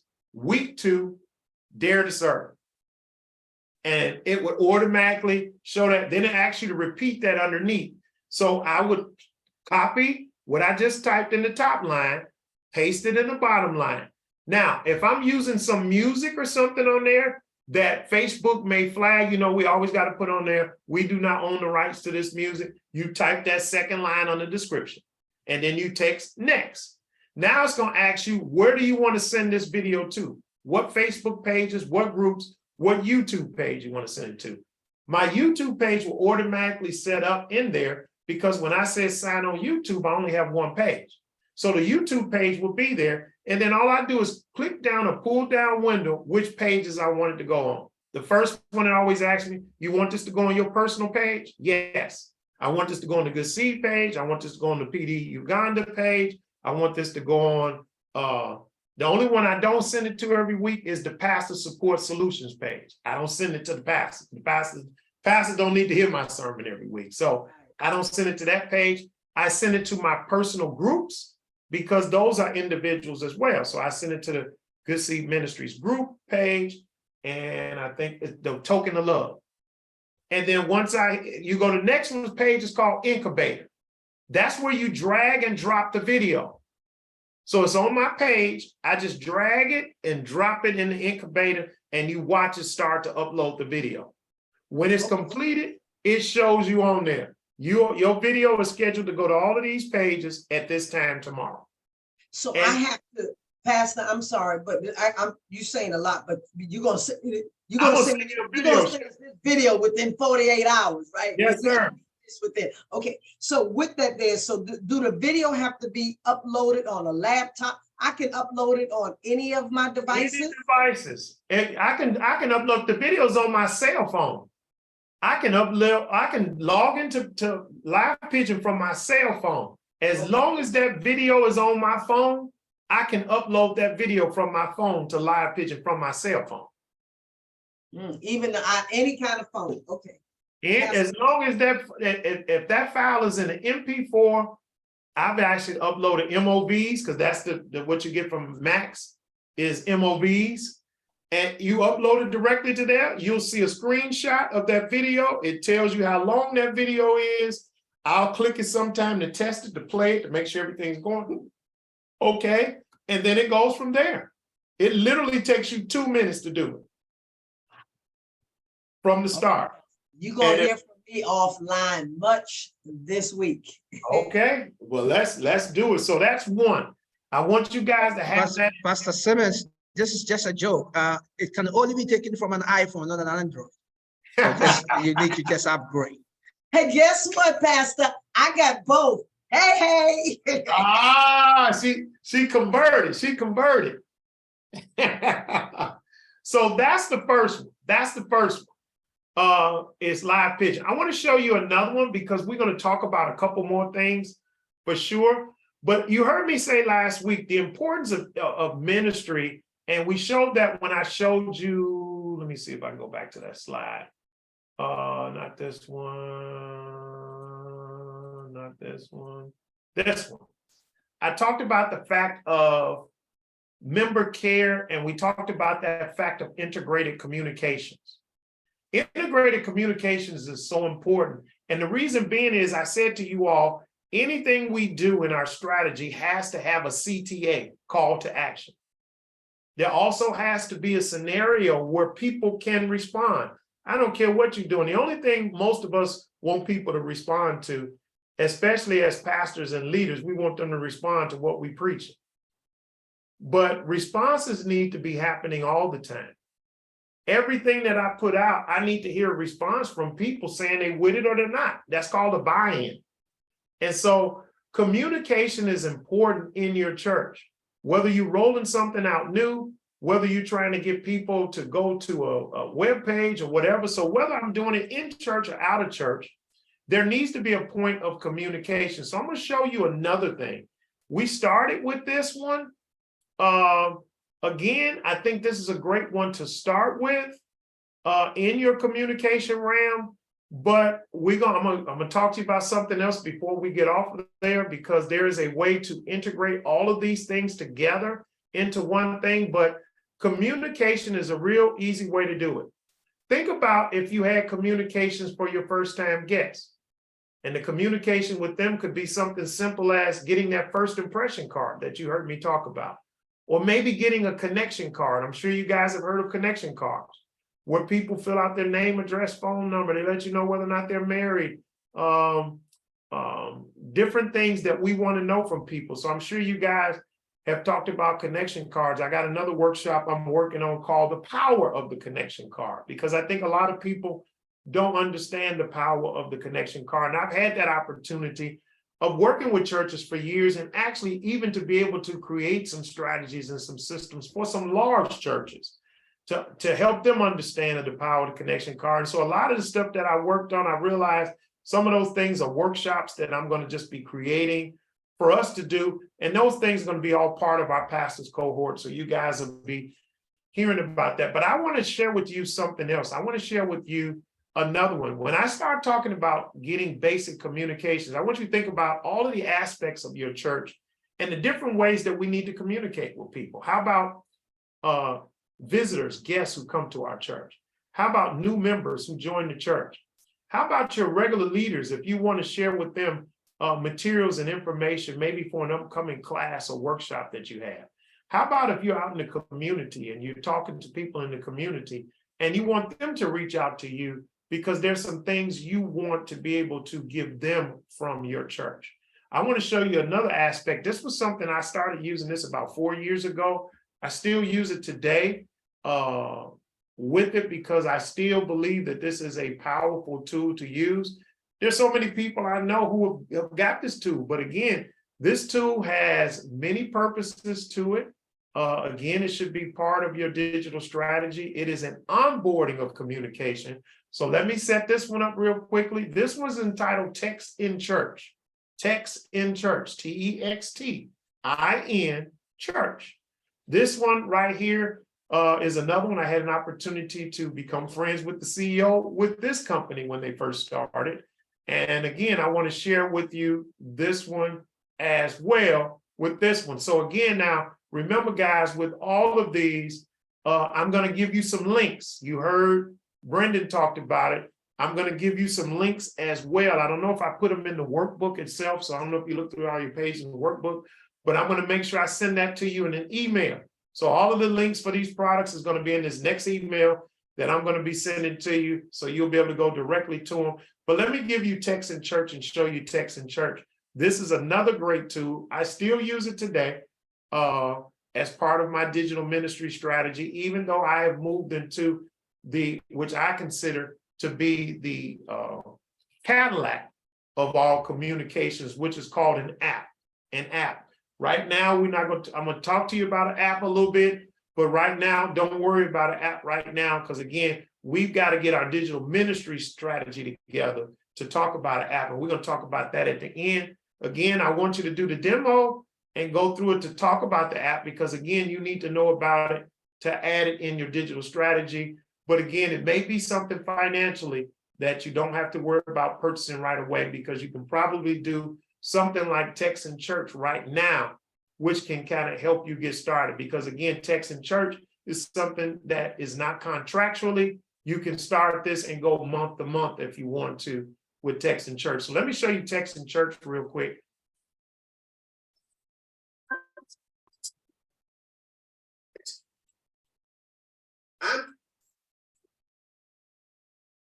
Hey, where's Text in Church? There it is. We want those things added to them just as well as we would with anything else. So again, content is king, and we've got to do that. So I've given you Ecamm. So Ecamm sets you up for your studio. So now once I've got Ecamm there, I'm all ready. So we're talking about communication. How do we communicate? So let me show you how we communicate. We use something called Text in Church. Text in Church. Let me show you Text in Church, real quick video. This is about a minute or so long, and I'll be right back to share with you how it works. Hear Tim's story. He had guests coming to his service, but getting them to come back, that was a different story, until Text in Church. Before using Text in Church, Tim's retention rate for first-time guests was below 15%. But after using Text in Church's proven automated workflows to follow up with guests, his retention rate skyrocketed to nearly 55%. You heard that right. His retention rate went from 15% to 55%, all by using Text in Church. Put yourself in his shoes. You're receiving thank yous from your guests for the top-notch follow-up, and your staff is investing in your guests with more than just one or two messages. Building relationships this way leaves your guests feeling connected and loved. Does it get any better?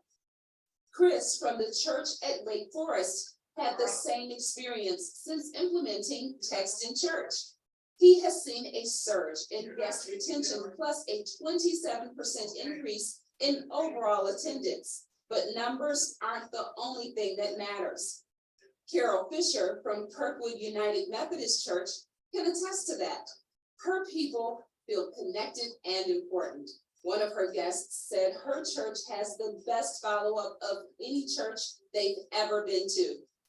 I'm sorry, I'm gushing, but I could go all day with these stories from our members. Okay, last one. Our friend Austin from Christ Alive Church has about 15 first-time guests each week. The problem was only one or two of those guests would come back. But guess what? He started using Text in Church, and now he is having 7 or 8 guests return every single week. Think about that for a minute. Imagine having a 50 to 60% increase in your guest retention with an automated follow-up system. And according to him, the best part is the engagement with the guests. Text in Church took Christ Alive Church's growth and capability to the next level, and it can do the same for you.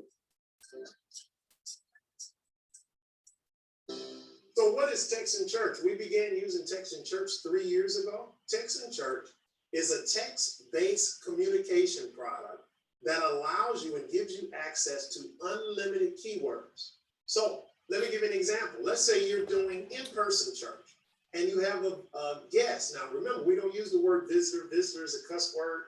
Visitor is a person who comes to a place unexpected. A guest is a person that you prepare for. So we don't use the term visitors. We use the term guest because as a church, we should be prepared for guests to show up each and every week, not a visitor, somebody who surprises us and shows up. But a keyword is exactly what we're using tonight. The keyword is the word app. So if you text app to 773-985-3900, what happens within 35 seconds that you text the word app to that phone number, you will get a reply text message that basically does exactly what we're asking it to do. What we did was we put in there the link for the app. And if you click on the link, it takes you to the app. Imagine doing that in your online church. That we do the same thing. We're starting a virtual So how Text in Church works, and let me just give you that number for them. The starter for Text in Church right now is $37 a month. It's right at the same amount as Live Pigeon. And you get 500 text messages per month, unlimited emails, and unlimited contact records. So let me tell you how it works. In that one, that was about a year or so ago, I did that. That happened because I had about 40, 50 pastors and I jumped online. That was my first introduction to a digital ministry, just explaining to them. They wanted to know what I was doing. And I just jumped on and started explaining to them because I was hearing so many bad responses of people just spending money that was just going down the tubes. And I'm like, man, you didn't have to do that. But Text in Church, the way it works is you create a keyword. So let me just give you a keyword. Our keyword for new guests would be the word connect. Text the word connect to, and whatever, you get a chance to pick your own phone number. So you pick your own phone number based on your own area code, or you can even get an 800 number. But with us, we just use them. I got one for Texas. I got one for that I still have. You saw that one. That's still a Chicago number. Again, I use it where you create a keyword. So let's say I'm creating a plan for new guests. So in part of the welcome to the church, the person who's doing the welcome, inviting and welcoming people in the church, will welcome to the church. Hey, if you are a first-time visitor here, we want to connect with you. Do me a favor, pull out your phone right now. And we want you to text the word connect in the message section of your text. Put in the word connect. And we want you to send that text message. Now watch what's happening. While they're talking, that image is on the screen. It's a picture of a phone. It's an image of the church's logo on the phone. And it has the word connect because you can build a mock-up on it with the church's logo on it. It says connecting the message with the phone number on the top. But it has the phone number on it.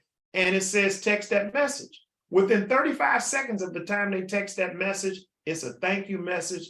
Welcome them for connecting with your church's information on it with the blue link on it that tells them to click on the link. When they click on the blue link, that's a connection card. They put in their name and it's based on the way you set it up. If you say collect just their phone number, it'll just collect their phone number. There's 3 types of connection cards you can pick when you set up that group. Or you can say, listen, I want you to get their name, address, phone number, and email. So when they click on the link, that's what it's going to ask them for. And it will have your church's logo, everything set up on the connection card. They hit the button, they send it away. Now, let's say if it's a new member, there's a brochure from the church you want to send them, or there's a link to the 2-minute introduction video, Pastor Simmons, that you just did. You can actually put the link in there for that YouTube video because you put it up on your YouTube video. So as soon as they hit the button for the connection card and it goes back, a second email comes to them right away. Thank you for joining our church family. Click on this link to learn more about us. They click on the link and instantly starts playing the YouTube video. If you decided, Pastor Simmons, after they watch that, you want to send them a copy of the brochure or a document that talks more about the vision and the mission of the church, you can include that in the text in church, which means after the video is sent to them, they'll get another text message that says, hey, a short message from you and says, listen, you can hear this from me, or what you can do is click on this link. I'd like for you to read this document for yourself. They click on the link, the PDF opens up for the document. You can also set up for a message, whether it be email or text message, to be sent to that person set up on the dates that you set it up. If that person fills out that card and you say every Friday, I want you to send them an email inviting them back to church on this coming Sunday, you can set up all of the responses that you want that person to receive for the next 6 months in advance. So the goal is, remember, we're trying to get people back to the church again within 30 days. Once you set up these, and these are called automated steps. Once you put those automated steps in, and they're real simple to do, the software works on its own without you having to do anything. All you got to do is tell them where the links are for the material, the links are for the videos, and the information you want typed into the text. You type that in real simple. And as soon as they text that keyword, that operation starts on its own without you having to do nothing. I sit in church sometimes and I get the dings on my phone telling me the people who are texting connect. I know right away, the person who'll be monitoring that for you will know right away because they get an instant text message telling them you have one person, tells you their name, just filled out the connection card. This person filled out the connection card. So it's even easier for you. Remember we said to get the data you need for your dashboard. To me, this is the first place you start in your land of communication before we start talking about an app. So what I'm going to do is we're going to keep moving. If you got questions, like I said, just jump right in and talk again. Text in church, $37. I'm going to send you a link to that. There's some goodies that they give you with that. They give you some free time with that, as well as Live Pigeon, where you get a chance. I don't want you to sign up for it until you can take advantage of them 14 days. I want to give you some assignments that you can start using to learn and test the product before you start paying. If they're giving you free 14 days, then what you need to do is you need to make sure that you have 14 days available that you can use the free time, because the worst thing in the world is for you to get a free from them and then you don't use it, and now you paying and you forced to learn how to use it. Or you paying for it every month, and I'm asking, hey, how's Live Pigeon going? Oh, I don't know. I ain't even sat down and figured it out yet. We wasting $37 a month. So you want to make sure you write that out in your digital ministry strategy. And then they're saying, okay, Live Pigeon's giving me 14 days. I'm going to sign up for Live Pigeon. That means you're going to sign up, put your credit card in there. But anytime during that 14 days, you can cancel it. So he's giving you 14 days to get in there. And the thing you're going to love about Live Pigeon and Text in Church, they both have what they call universities. So there are tons of videos in there you can watch on how to use it. Text in Church has the same thing. They have videos. All you got to do is sit down and watch the video. So if you don't do nothing, for the first week, I'm going to watch these videos and learn the process. The second week, I'm going to see how it fits into my scan of my digital strategy. And I'm going to work from there. But take advantage of that. You don't want to be caught where money is being spent and nothing's being done with it. That's a waste. That's a waste. And I don't want to see you guys waste money. And you said that is $31 or $37? 37. Both of them are $37 a month. Okay, for the Text in Church and the Live Pigeon. Live Pigeon. Mm-hmm. So most of these, what it sounds like to me, most of these are not apps. What's that other word? Software. They're software. All of this is software. Mm-hmm. Software. You don't have to download anything on your computer.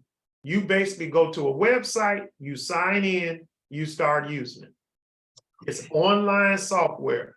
They do the updates for you, everything else. So you don't have to say how much space I need on my computer, none of that. You go to a website, you sign in, put your password in, it takes you right to your page and you do what you need to do. So let's say tomorrow, I got Live Pigeon. So I want to roll out, I'm preaching this week and I'm sharing with people in the announcement about our new digital ministry strategy.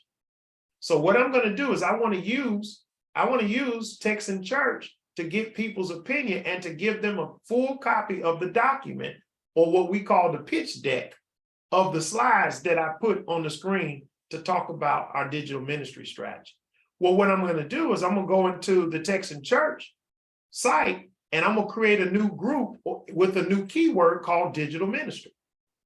And I'm going to download, upload the link to where they can find the document. You may put the document, a lot of times, I'm not going to spend a lot of time. I'm going to put the document in my Google Drive and just share in the Google Drive, say it's shared to anybody who's got the link, and then tell Google Drive, give me the link. This document, what's the link? It gives you a link, a number. You put that number, you paste that in to Texan Church that says, when they text digital ministry, this is what I want you to send them. Send them the link for this document. Send them this questionnaire that I created. And so when they type in digital ministry, they're saying, I agree with the ministry the church is going. So because they typed in digital ministry, followed in what you said, they're going to get all of the documents for digital ministry. So imagine using a keyword for every ministry. You want to be part of our men's ministry, text men's ministry to this phone number. The same number you use all the time. You want to be part of our women's ministry, text women's ministry to this number. You out in the community, you doing an event, you create a group. The group is going to be whatever you want to call it. Where are you going? I'm going to XYZ school. We call it XYZ school. Text XYZ school to this number. And maybe with that, you have the brochure for the church and the link to the 2-minute video, because what you're trying to do is introduce the community to the church. You create a keyword for that.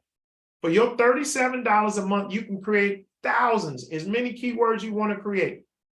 But you got to remember, under the $37, you only can send out 500 texts a month.